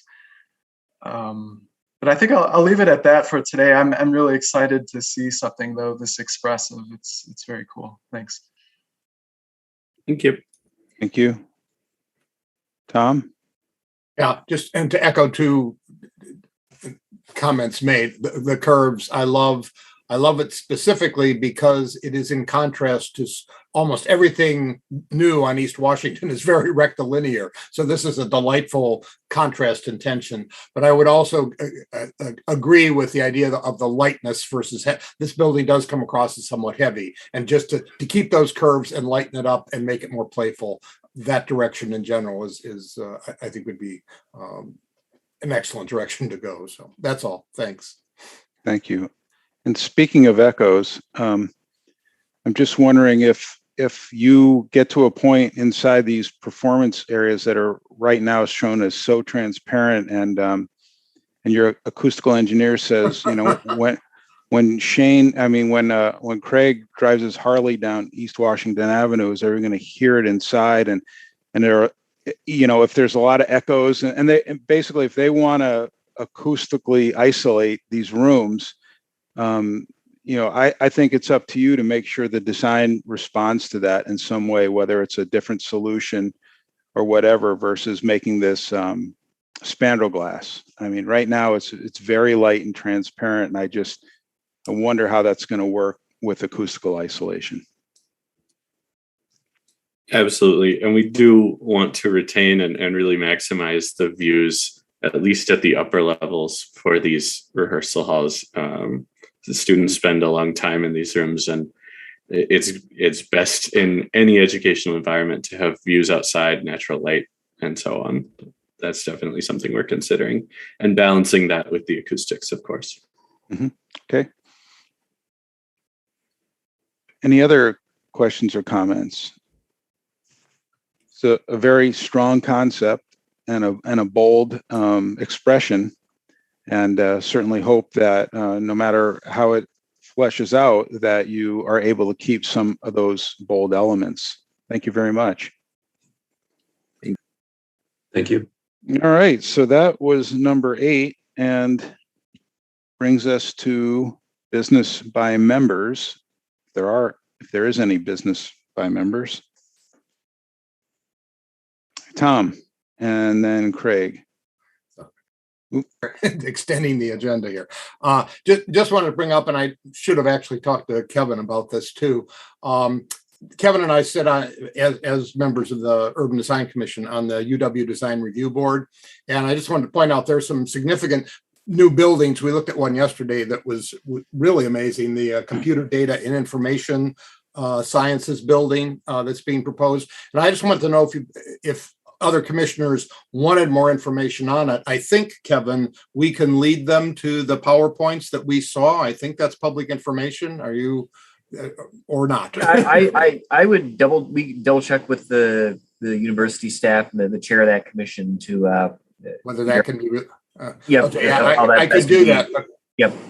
Okay, I think commissioners would be excited by some of the big new projects on campus, and we don't bring them up or talk about them. But I could, if people would like me to investigate that, or Kevin, we will do so and see if we can link you to the. Russell would like to know. I'm sure he'll have comments. So, okay, that's all I wanted to bring up. Just let and me know. Is that the one that's replacing the old power plant? Yes. So, in fact, one of the members of the commission did bring up the historic preservation issue, and the old power plant is, in fact, probably designatable. It's not a designated building, but it's gone in the site plan for this new building, which is. Well, I don't know currently what the university or the state's policy is on bringing buildings that are within, right on city streets back to Urban Design Commission. Obviously, we saw the surf replacement building. We did. Do you know whether or not they plan on? That didn't come up. Kevin, do you? I mean, it is right between University and Johnson. It touches both streets. It depends. There are projects that this body would see for this university. Most of the university is zoned. It's a district called Campus Institutional. It was set up just for university and similar large users. They created a master plan about maybe 4 years ago. Yeah. Mm-hmm. And part of the reason of that master plan, the way that zoning district is set up, is when things are consistent with that master plan and approved by the university's design review board, one of those projects wouldn't come back to UDC, and that's why there's UDC city reps on the on that UW design board. Okay. Mm-hmm. However, there are still sites that are zone plan development. I believe mm-hmm. was one of those, and so if it's a PD, then it would come through this body. Similar to any other plan development. So there's still a handful of projects that would come to this body, but many of them would not be before UDC. And I know Craig had his hand raised, but while you mentioned PD, I was wondering, do you know why those parcels at Grandview Commons are PD? Why, with their master plan, why we wouldn't be having straight zoning for multifamily out there? And that goes back to the creation of Grandview Commons, and I don't remember the exact date, but around 2000 or 2005, when that neighborhood was originally platted. That was done under our old zoning code that really lacked a lot of flexibility in the district. So there are several neighborhoods that were master planned as part of the PD process. And procedurally, the whole neighborhood's a PD, and it's easier to continue in that zoning than to start to peel off pieces and give it conventional zoning. But you're correct. And if this was developments like that, there's many conventional districts that you could do that type of development without having the special PD in many places. But it's essentially because of that's how those neighborhoods were set up many, many years ago. Thank you. A couple months ago, I took a road trip out to Seattle, and on the way stopped in some medium-sized towns, and you should see what they're doing with apartment buildings there. I mean, we look like we're still in the 90s with some of the designs and things that we're seeing. I mean, Madison's a very conservative town architecturally. That's all I can tell you after driving out there and seeing a lot of different developments that are going on. Jessica, and then let's not forget Shane had his hand raised. I'm not Shane, Craig. Shane. And Shane does now too. Am I allowed to ask where Alder Abbas is? He's excused. Forever? Oh, Alder Abbas or Aboris? Abbas. Oh, he's not on the commission anymore. Oh, well, nobody told me. Yeah, every 2 years when the alders are up for re-election, typically they get reassigned on their committee assignments, and so he became council president, and so we have Alder Alboris. Got it. Now. Thank you. Okay, Shane, and then I'm sorry, Craig, and then Shane, because you had your hand raised first. Well, that's a good transition to somebody that just won't be here in the future. So I'm getting pulled in a lot of different directions. So I'm working with Kevin to find a replacement for me. So as much as I love being surrounded by such a talented group and being lucky to be on this, sorry, Jessica. You want to come over and help me out? Yeah, so I'm going to be traveling a lot more and then just personally getting pulled in too many different directions. So unfortunately, I'm going to be sunsetting my career in the UDC. That's too bad. Well, Cliff, I'm jealous. I want to retire, but that's not happening for me for a little while. But we're all jealous of you. Well, that's a first. Jealous of me. Oh, and to correct one other thing, I won't be riding my Harley down the street, but I do have a 1980 dirt bike enduro that I just got street legal. So you'll see me ride that around maybe, but that's not the image of a Harley. I'll just let you know that. Okay. Well, maybe Russell can come by and record it and give it to his colleagues for a decibel check. All right. Well, but Craig, this is not your absolute last day with us, right? It is not. I'll be traveling the next couple, but then I can make it November and December so far. And if there is a quorum needed, Kevin, we can talk in late October. I'll be off site, but I can probably try to dial in if there is a quorum issue for the October meeting. Okay, but so we don't have to say our final goodbyes now, but we're sorry to lose you, and at some point, I guess we'll have to do some commission elections then, because you're the vice chair. Okay, and then Shane. Yeah, I don't know that I can follow that now, but we'll miss you, Craig. I think you definitely bring a really great personality and approach to the commission. So yeah, we'll miss you. I was just going to comment, kind of connecting Cliff, your comments with Tom, your comments, observing Madison architecture in general.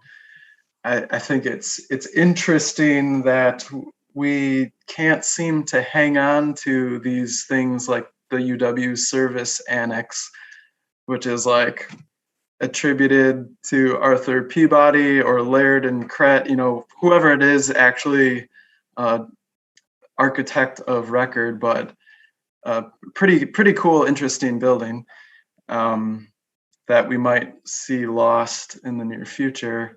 You got the Wonder Bar. What are you complaining about? Yeah. Oh, yeah. Woo.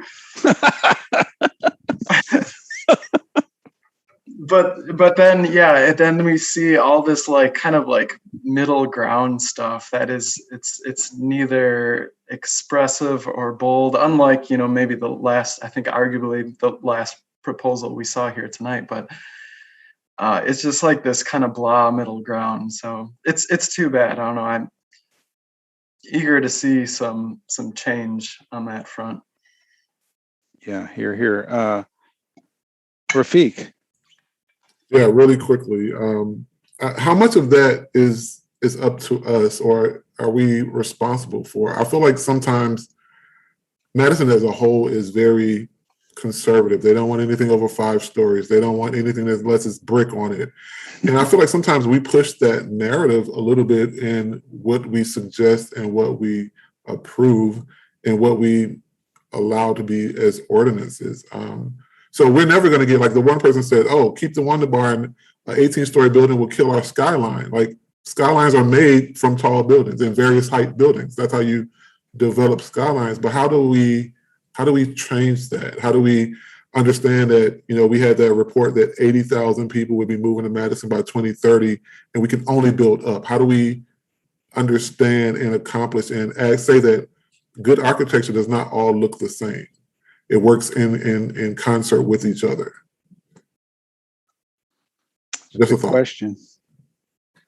I perhaps at some point it would be worth a special meeting just for us to discuss what we think the meaning of urban design review is, and do we, is it about the site plan, the massing, entrances, and contextualism, or is it more about actually getting in and dictating some of the details of the design when we feel like it's just mediocre? But probably when good design does come, award it and let it move it along its way, and just be as prepared as you can during the meetings and making our comments as succinct as possible. We certainly, though, are not going to become a consensus body. We all want to. I think we're a good commission when each commissioner has strong opinions. So I think having a commission that is experienced and talented and dedicated, like we do, really helps. And Rafiq, maybe it's a matter of us. I look through these agendas and I see approved. Maybe sometimes we just got to sit back, and say, look, this just isn't cutting it. And it's not about this window or that brick color. It's more fundamental.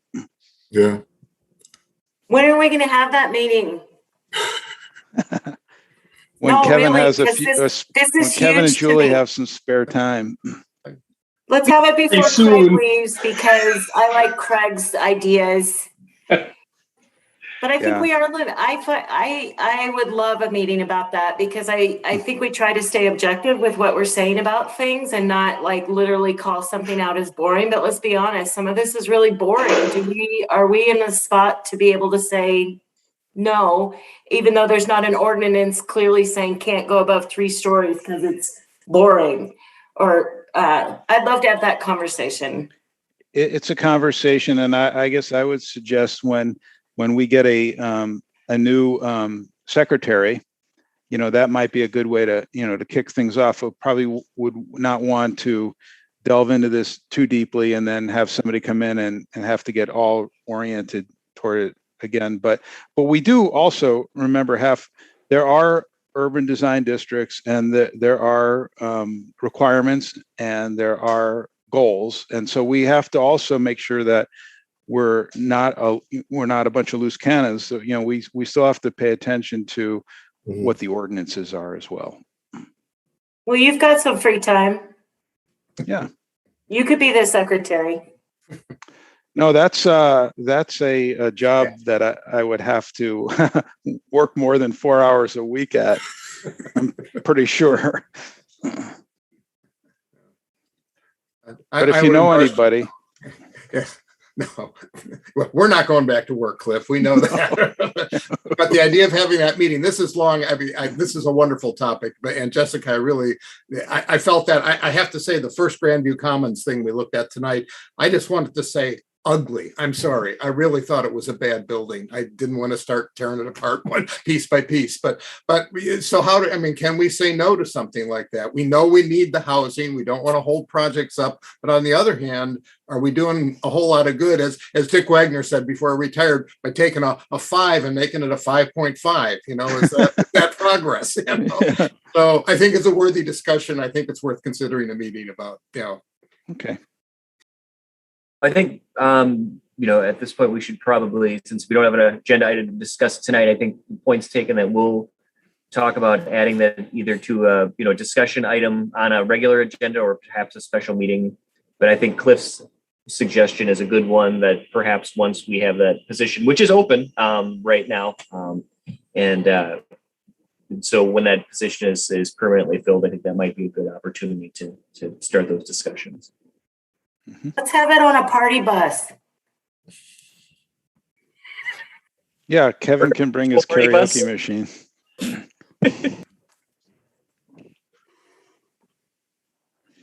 All right, any other business by members?